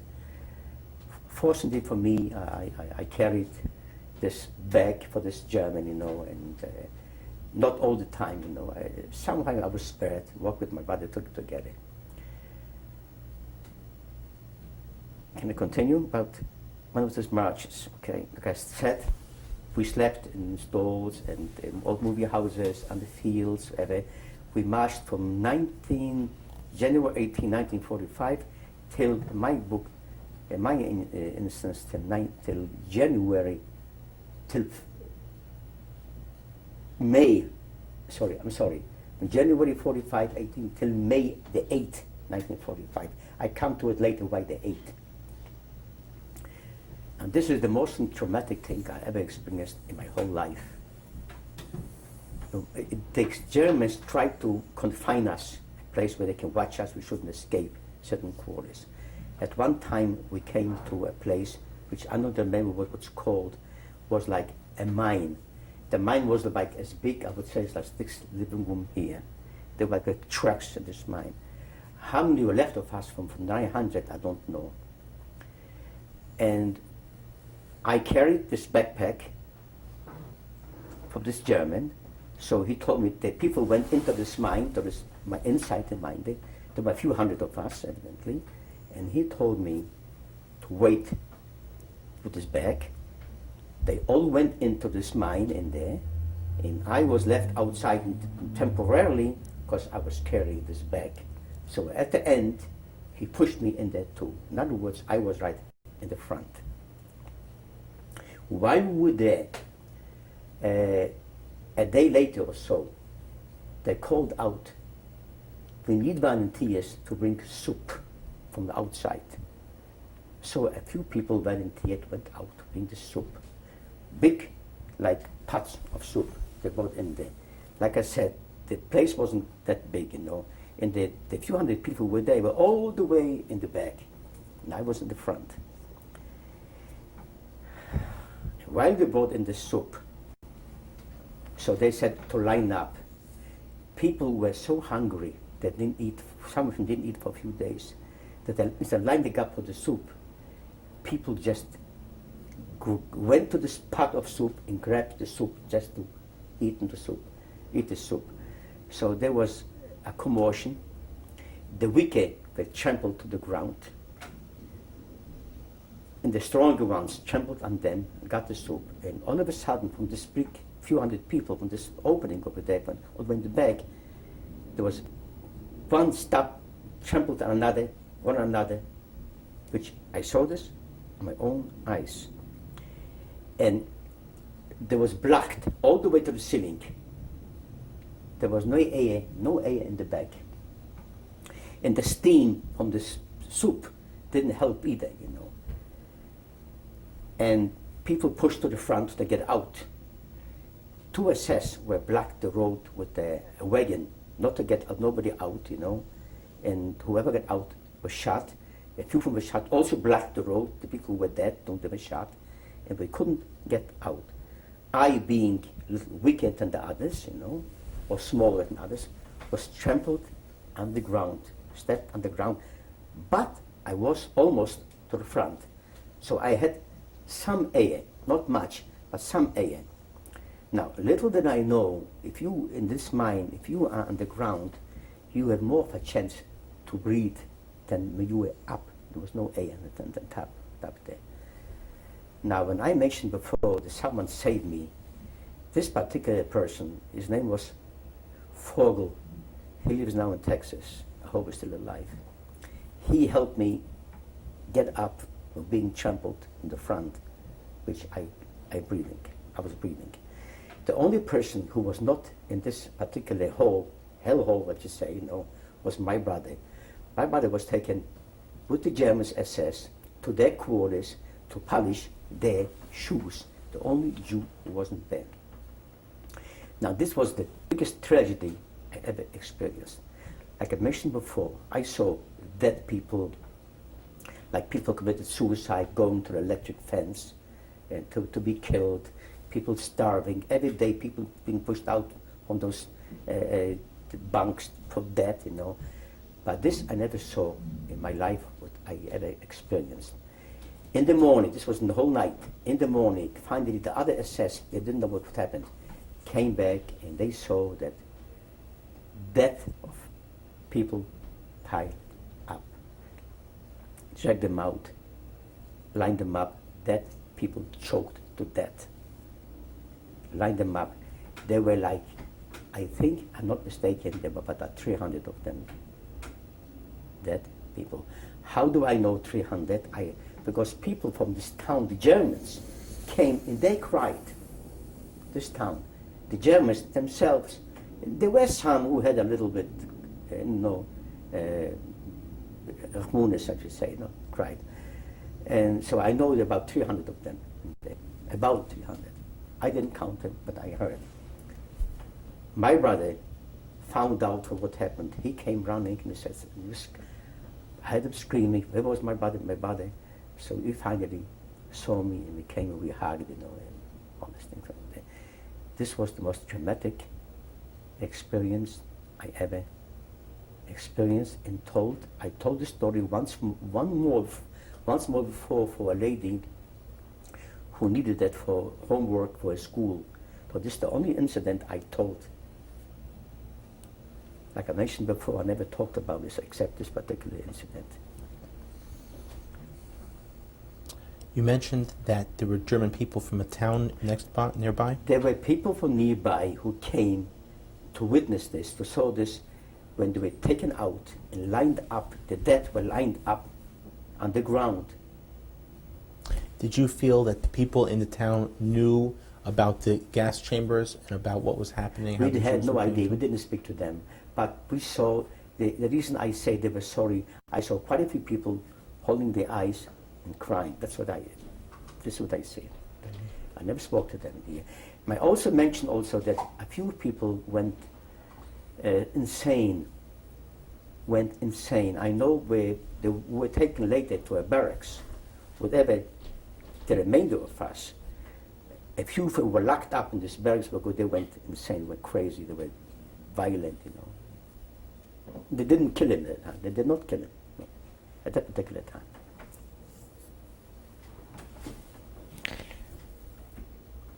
Were you ever separated from your brother during the entire time? Yes, but before I tell you this thing here, and after this we marched on.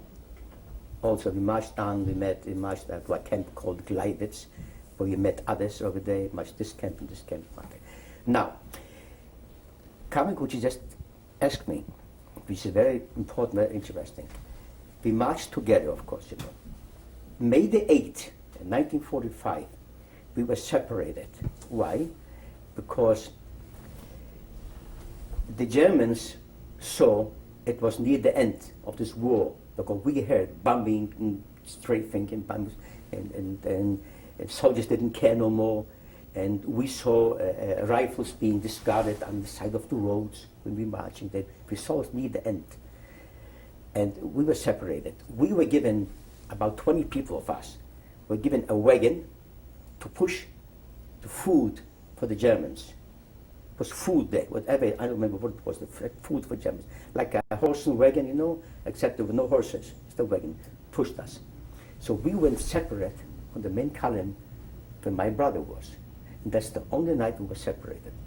We pushed maybe a nice few hours to this particular town, and we stopped over there. And we had food that time. The Germans, that they gave us food before they escaped. Now, the Germans, this particular night, May the 8th, when they pushed the wagon to a certain spot, when we parked this wagon, we were there, these Germans escaped. We lost them. We had nobody. Then no SS, no Germans, nothing. Now, where do we go? Before you get there, did the Germans attempt to kill any Jews before they left? I'm a little ahead of myself. I must tell you, it's very important. You have to get very important. And this, the next day, when we were freed, I couldn't find my brother. And we saw on the both sides of there were ditches on both sides of the road, dead people, some covered, some uncovered. And I begged my friend, which we were much together, please go one side and go on the other side and uncover the faces. See whether my brother is among those, because whoever keeping from my column, whoever didn't keep up, they just shot them. I might say the story a little ahead of myself, but this is actually what happened, you know. May the 8th, between May the 8th and May the 9th. So I went on one side of the road, on the other side we uncovered all the dead, and we saw people. I must also add, I'm a little ahead of myself, which is worth mentioning also, on this march, on this column, there were sons and fathers working. I know a fact, but two sons and a father, oh no, two sons and a father, and one son and a father. These two sons supported the elderly father walking. Now, they had no strength to walk no more. They just simply put him down on this marker stone on the highway, on the road,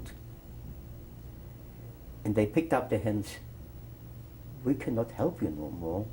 We cannot push you no more. We just cannot do it. We're out of strength. Push him down on a marker. Well, as you probably heard, it didn't take long. We had a shot. We just killed him. One father, one son and a father, the son did something wrong. He stole some food. I don't remember exactly what. I know we watched. They took him to a little hill over there, dug a grave, and was buried alive. This particular person was buried alive, the young man, and this father had to watch this person. He must have stolen some food or something there, you know. I'm sorry I tell you the bits in here and bits there. I reminding myself, you know, that's why I'm telling you all this thing here. So when did you find your brother? Okay, the next day, May the 9th, we slept and we marched with the others. After we were freed, we didn't know where to go.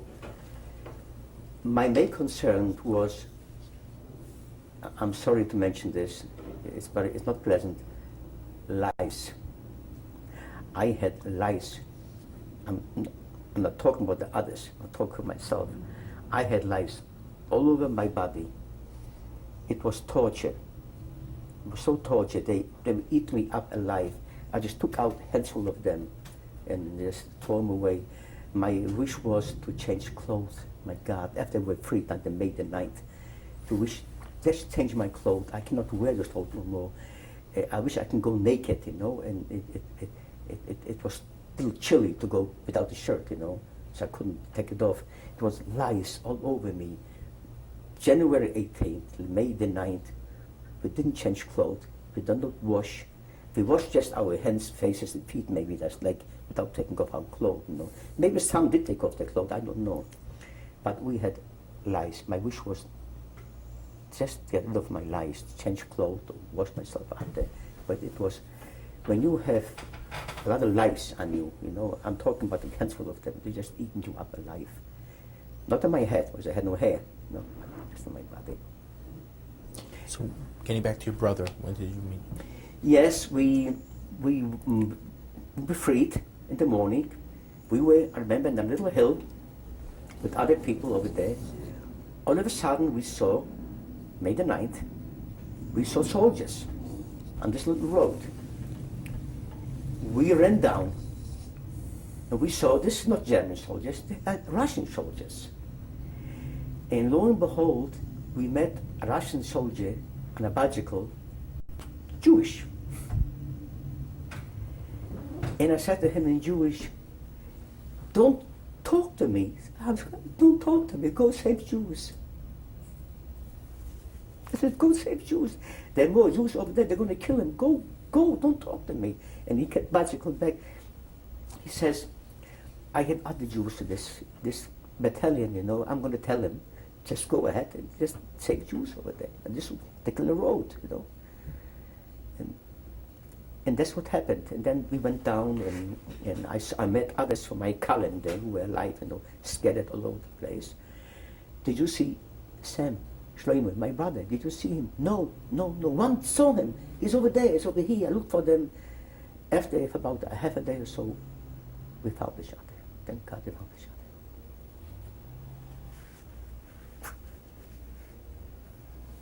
I said, go save Jews.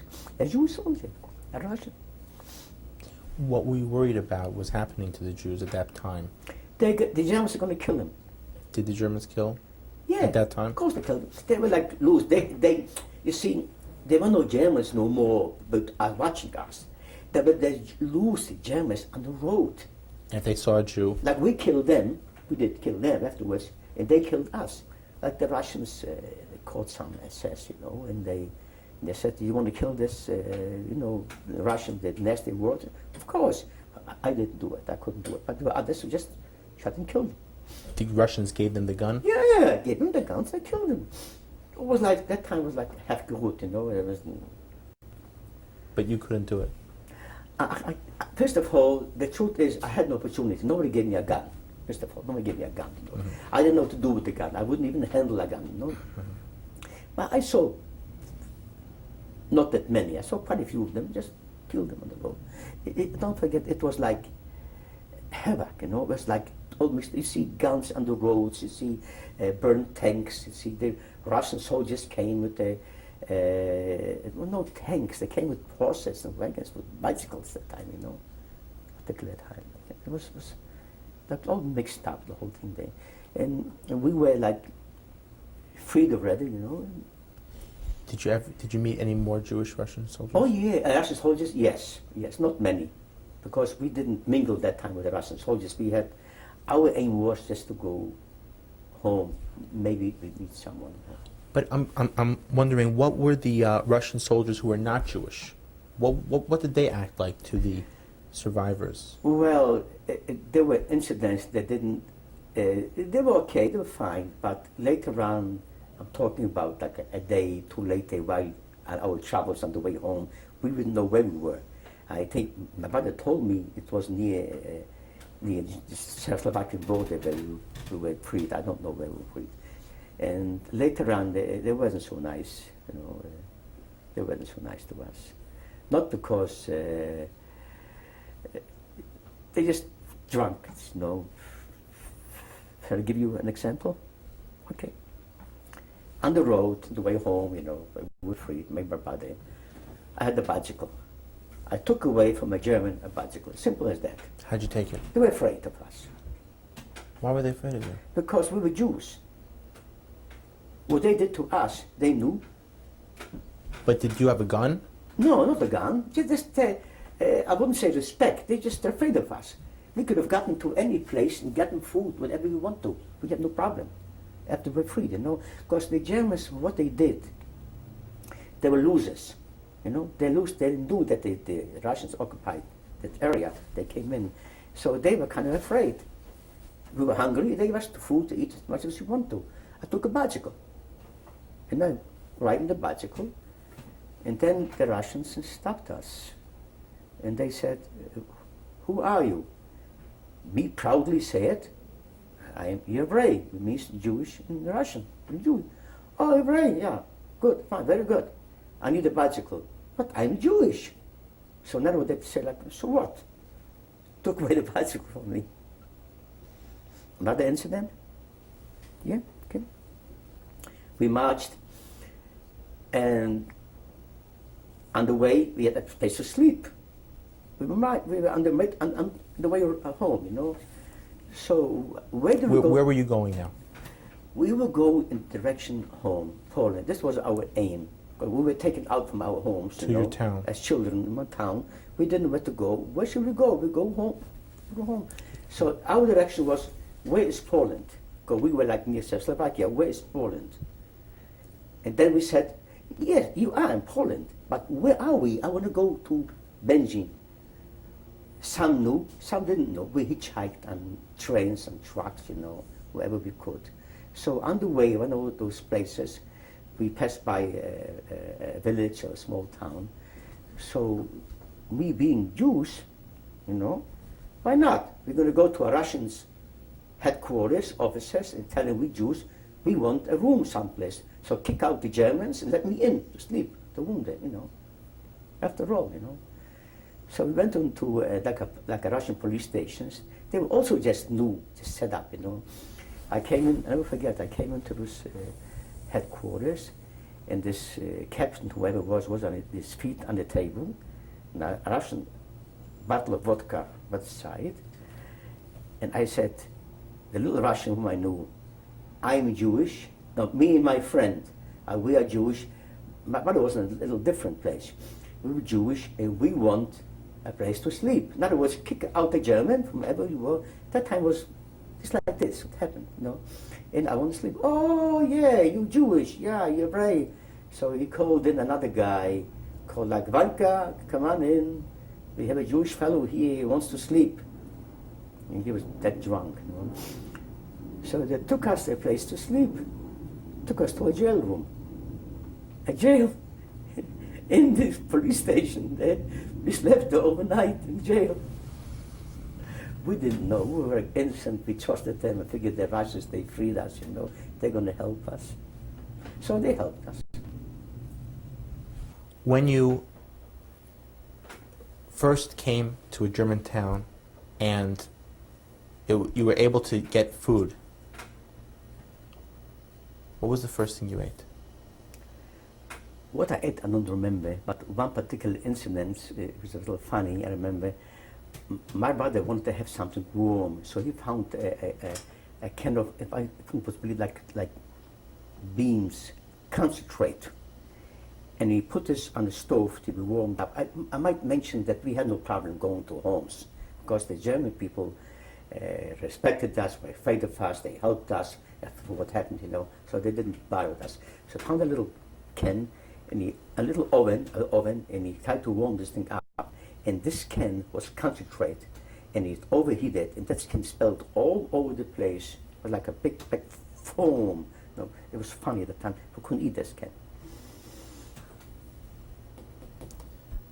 So you were going back to Bedzin. We aiming to go back to Benjin. Bendin Yiddish, Benjin in Right. Polish, and Bendin. We finally got there with difficulties. You know, we had no money. We had no money whatsoever. We finally got over there. And we went to our hometown, to our house where we lived over there. We went into the backyard, we looked around, me and my brother, and we looked here, looked there, sadly. We didn't know no one, we didn't recognize no one, you know. And I buried some pictures before the war, which was very precious to me. And I went to this backyard over there to unbury it. There was no more, I couldn't find it no more because there were like tiles on them, I couldn't do it no more. And our aim was to find each other. We had nobody. Maybe a friend, a face, anyway. We had nobody there. We found out there was a house where all these survivors gathered, this particular house, we found out.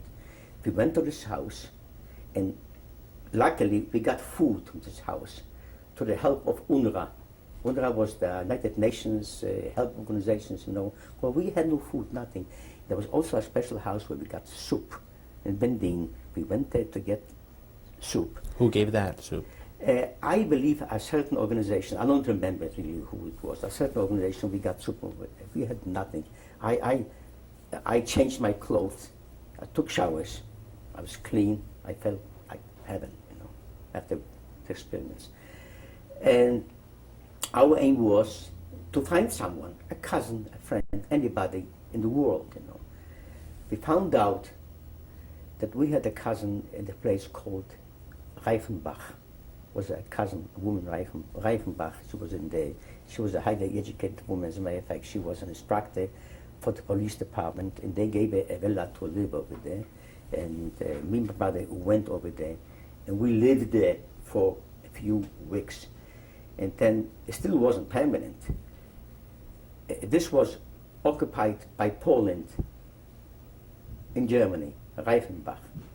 Then we found out we had a cousin in a town in Germany called Pocking, which is by Passau.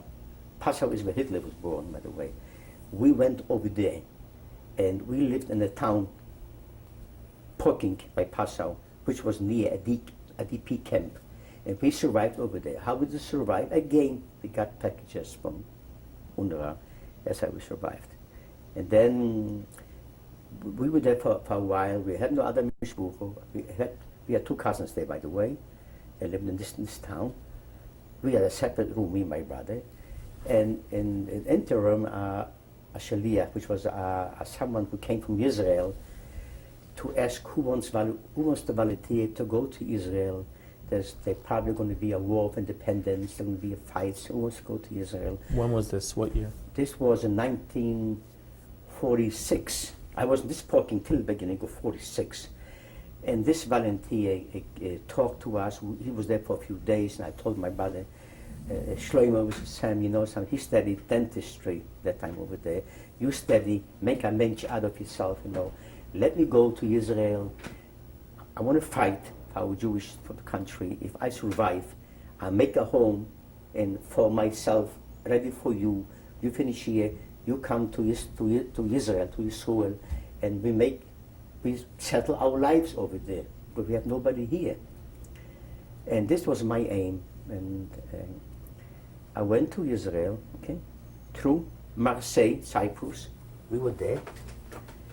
And we were there for a few weeks. We were loaded on the ship on the way to Israel. Overnight, we had to turn back to Marseille because the ship developed a leak. They had to fix it. We went again. We were 1,200 of us. We went again out to Israel. A ship called Latrun was a ship for cattle. And the people got sick on the ship, I don't want to brag here. They made me a doctor on the ship. They made me a cross because I didn't throw up. Later, by the way, I threw up. The whole story. We were caught on the high seas by the British. And we didn't want to give up the ship. They threw gas canisters at us. Not gas to be killed, but gas, like tear gas at us. And we threw them back. It was a whole struggle. I was assigned at that time to watch the flag, the Israeli flag, and it was a whole struggle. They took us to Haifa, pulled us to Haifa. Haifa, we boarded another ship and took us back to Cyprus, where I spent 7 months in Cyprus before I went to Israel. And we didn't have a picnic in Cyprus either in the beginning. We had no food in the beginning, but we didn't have it that bad because the English didn't treat us that bad, also not that good either. Considering that we went through. Right. So, in what way would they not treat you good? Well, we didn't get food in the beginning with. We didn't get the proper treatments like medication or food. And they weren't too nice to us. I must also admit that there were people from from the Cypriots, which were Greeks and Turks, which they came to see us for certain reasons. They brought food or they delivered something, which were very kind and very nice to us, I must say.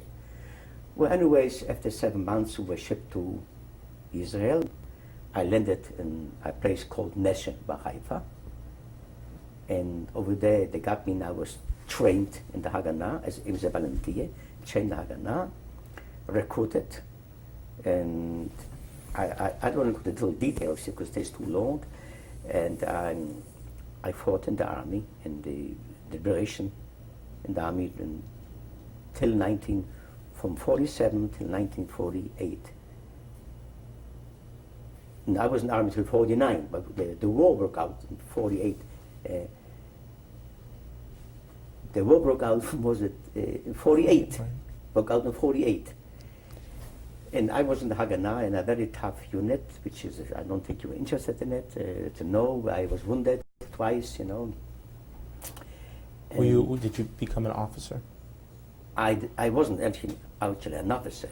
I was a corporal in the beginning. I was commissioned sergeant on the field because many were killed, you know, on the field. This is a story by itself, which I don't think we have time to go into it. In other words, we didn't have it easy in the army either. We had a rough time with the Arabs, you know. It was very, very rough, very hard. And luckily, again, I survived the second time, the war. What happened then? Well, I lived with a nice family, Jewish family. They took me in, you know, took me in there, and they liked me, and I worked. And my aim was to go back, my brother to come to join me. I had no real home.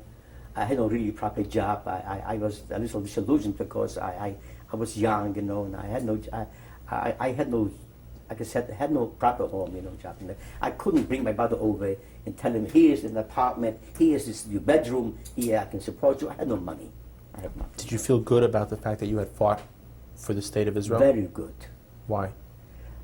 First of all, had we had a country, our own country, the Jews, before the war, we wouldn't have lost 6 million Jews. We had our own country.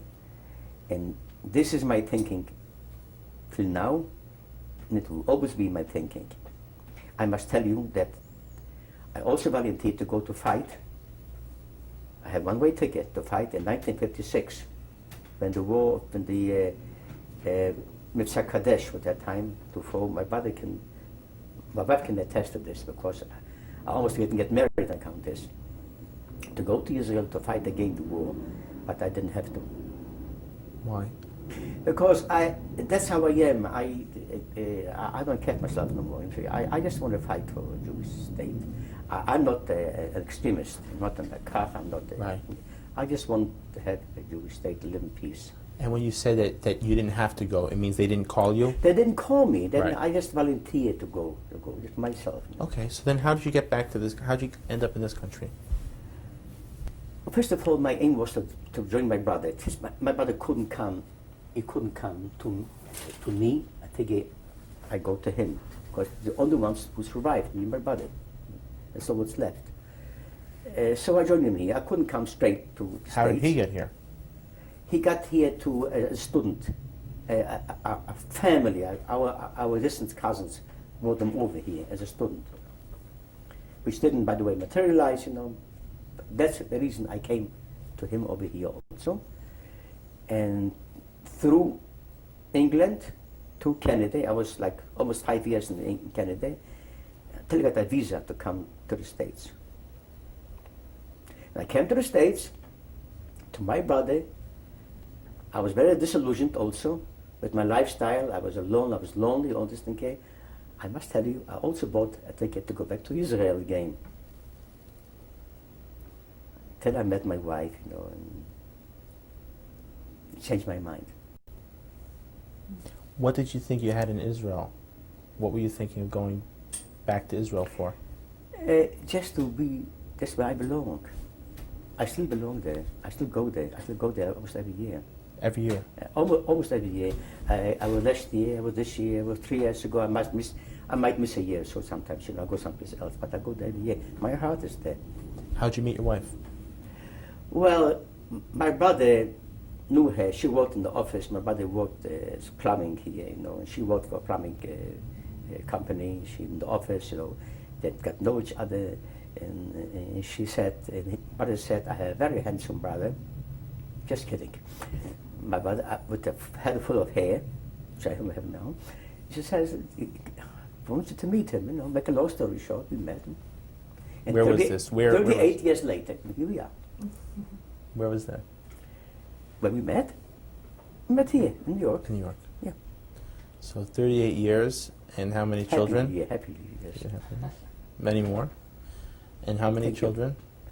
We have two lovely sons, Ken and her. We have one son, he is 37, he's a doctor, to him now.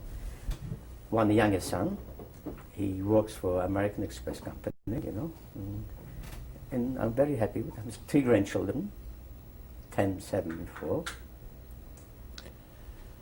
Before we introduce some of your family that you wanted to introduce, do you have any thoughts about why it is that you survived? Do you ever think about that? And what it means to have survived? Things you may want to say about that?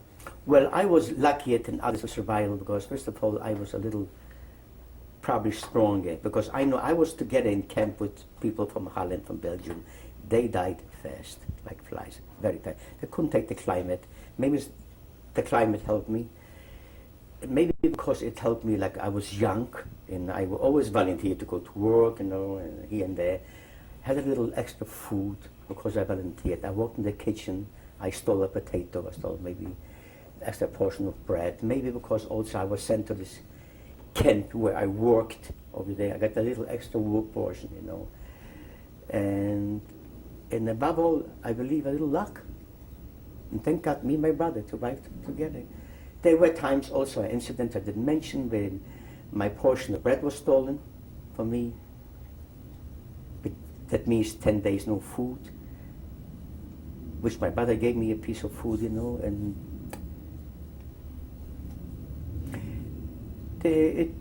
on this march, like I mentioned, on the road there was people got killed fast, people died, but thirsty on the road. They had nothing to drink and to eat. Never mind drink, they eat, but drink is important.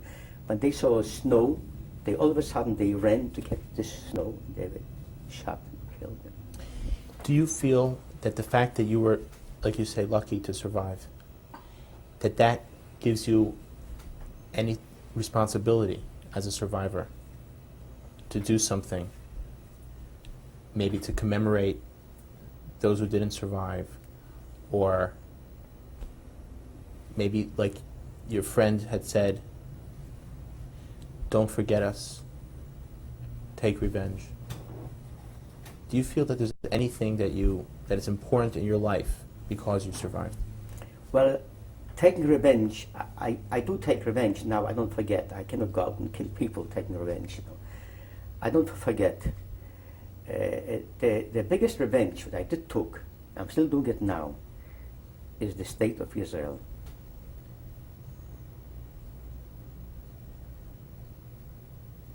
Being a soldier, doing my duty, wounded, didn't care about my life, really. Just because so other people, other generations should have a home, should never happen again. This is my revenge to the Germans. And how do you feel now, today, about being Jewish?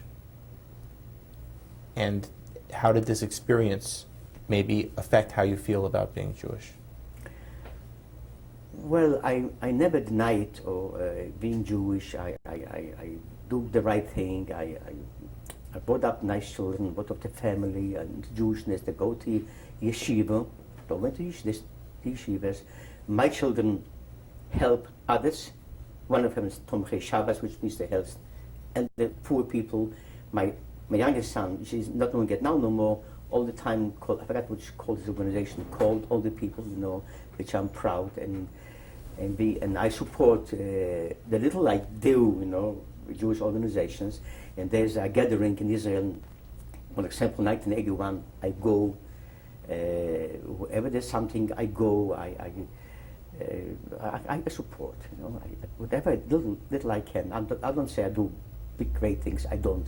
But the little things, which I try to do. I don't know if this is the right answer that I gave you. But That answers the question. And just one last question. Do you think about it now a lot? I think about it. The answer is this to you. There's very little I don't think about it. And what do you think? I retire. I'm retired now. When I was I struggled before to make a living, to bring up children. All this, you don't have time to think. Of course, you think once in a while, not as serious. But now I think constantly. I have a picture of my father, my sister, under my night table, which I say goodnight to them every night. And I'm having a hard time with this to cope now. I'm having a hard time. That's because I have time. And thank God I have everything, but I'm not happy because of this. Oh, I'm happy about my children, my grandchildren, all this. We go, we travel. I like to say in Yiddish, ich fällt mir gut, thank God, I'm relatively healthy. But here, I mentioned a few times, I'm having a very hard time with this now. Very hard time. Which is going to help me, I don't know. Why did you feel this was important to tell your story? Well, I really didn't want to do this thing here. First of all, when Steven Spielberg came out with this project, I wasn't too anxious. I mean, I didn't say no this year. I don't want to rehash. I'm not the guy to talk, to rehash, maybe to brag, do this and this. But my children says it's important for future generations. That's why they're doing this now in the first place. Secondly, my children want to know what their father went through. They never know. They didn't know those things. I just told you now. They little bits here and there, a question or an answer, And they also want that my grandchildren should know about those things. So that's the main reason I qualitated those things. Thank you very much. We all appreciate it very much. My pleasure. And now maybe we will stop the tape and then introduce your family. Okay.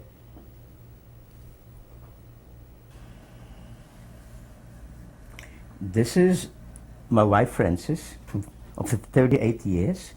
I hope to 120. Wait a minute, into inflation 125. I love you. Love you too. This is my oldest son, Elliot, Dr. Elliot Goldofsky. This is my brother, Sam Goldofsky, who is a survivor, who were together all the time except one night we separated. And this is our youngest son, Ronald Gordon. He wrote for American Express. And I'm very proud of them. And me, Would anyone like to say anything? I'd like to say that despite the hardships my father may have experienced from Nazi atrocities, my wife Cyril, and especially my three children, my father's grandchildren, Aliza, Zahava, and Duvi, that despite the atrocities suffered, he is still the fun Zadie and manages to have a very fun outlook on life and makes us all happy and plays with all of us. And I'd like to speak on behalf of my brother and myself that despite what my father went through, he came out an extraordinary person, and he's an extraordinary father in Zadie, and not only our father, but our hero too. Well, what I can say is that I'm very happy that we survived. We built our own families, and we look forward for the future. I like to live for now and think of the future. Thank you. May I also say, which he is modest, he has a lovely family. His son is also a doctor. And Sheldon. Sheldon Goldofsky, and the daughter, Terry Hirsch. He's very proud of him too. He's a very modest man. Thank you. 4 grandchildren he has. And we are, one more thing, I'm going to tell you, we're very close. Thank you. Thank you. Okay. This was my father. He's in the Russian army. There must have been like 1914, 1915. How old was he then? I would imagine he was about 25 years old, in the 20s. How did this picture survive the war? My uncle lived in Canada. He came here before the war, and he preserved all these pictures, except for my mother. I have a picture from my father, from my mother. And this is a picture of myself and my brother. I'm to the right, and my brother's to the left. We were about 5 or 6 years old at the time. So what year do you think it was taken? Taken like 1930. And how did this picture survive the war? Again, my uncle had it in Canada. He came here before the war. Uh-huh. And where was this picture taken? In Bendine, where I was raised. Say her name. This is the picture of my sister. She was that time about 17, 18 years old. I think it was in 1938. And how did this picture survive the war? Again, like my uncle had it in Canada when she came here before the war. And your sister's name again? Tova Rachel. This picture was taken in Bendine, Poland, where we were raised and lived there.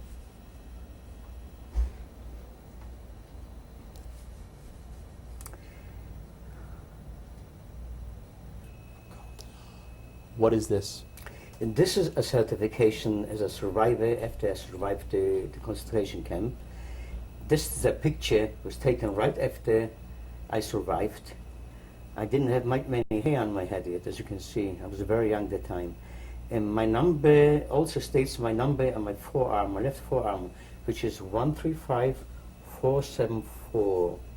And who gave you this certification? Well, there's the government of Germany at the time, which was taken in the city of Hanover in Germany. What is stamped? It's stamped that the picture with the certification is stamped. That's legal. It's official. It's an official stamp. It says Was this picture taken by the government? by the government. Yes, it states over there that I was in camp, and my name, and my number, my tattoo number is over there. And with this, I could get certain privileges like maybe food, maybe certain transportation with this thing. Yeah. This is a picture from me taken in the army, in the Israeli army, in 1948. How old were you? About 20 years old, or 21. And is this an official army picture? No, it's not. It's just a picture taken when I was in the army. Do you know where it was taken? Somewhere in an army base. This is a picture taken right after our wedding. I believe it was our honeymoon. We were about like 28 years old at the time. My wife was a little younger than us. Where was it taken? I think it was taken in Florida on our honeymoon. And when would that be? What year? 1956. This is a picture of my son Elliot and my daughter-in-law Sarah.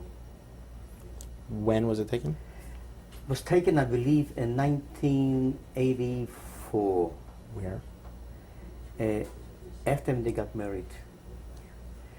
In the month, I don't remember. No, where? Where was it taken? Oh, it was taken, I think, in Florida. That's the picture of my son Ronnie. We call him Ronald Gordon, really, when he was 22 years old. This is my pride and joy of my 3 grandchildren.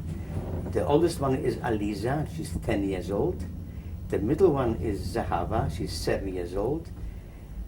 And the little one is Duvi, actually it's David, we call him Duvi, he's 4 years old. He says it's a big 4. These are the children of Elliot Goldofsky, my oldest son. This is the picture of my house in Bendine, the front. My wife is standing in the doorway there. To go to our apartment, I had to go through this opening. To the left was the entrance to my house. When was this It was taken? taken in 1990, in September. The street is called Potockiego 13. It's named after a prince, a Polish prince. It's named after, and it brings back memories. This house, a lot of memories. We went back twice. This picture was taken in 1990. We also went back there last year. It was 1994 in June, and again we're taking a picture of this house. But unfortunately, at that time, after more than 50 years, I would say about 55 years, half of the house was condemned already.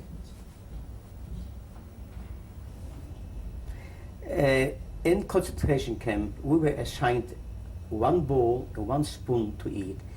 If you lost the bowl, God forbid, you wouldn't be able to eat. How would you be able to eat soup without the bowl? It was impossible. If you lost a spoon, for instance, we were only assigned one spoon. How would you be able to eat without a spoon? Yes, you'd be able to eat without a spoon, but by drinking from the bowl without the spoon, you lost a lot of liquid, because that's all what it was in the soup, liquid. You drooled to the left or to the right. It was very precious not to lose any drop of it. So at one time, they stole my spoon, and I had to get a spoon. Where someone had evidently an extra spoon, which I had to buy. So how do you buy a spoon in a concentration camp without money? Well, I had to pay 2 or 3 rations of my food in order to get the spoon. That means I had to go hungry for 2 days at least. How did you get that mark?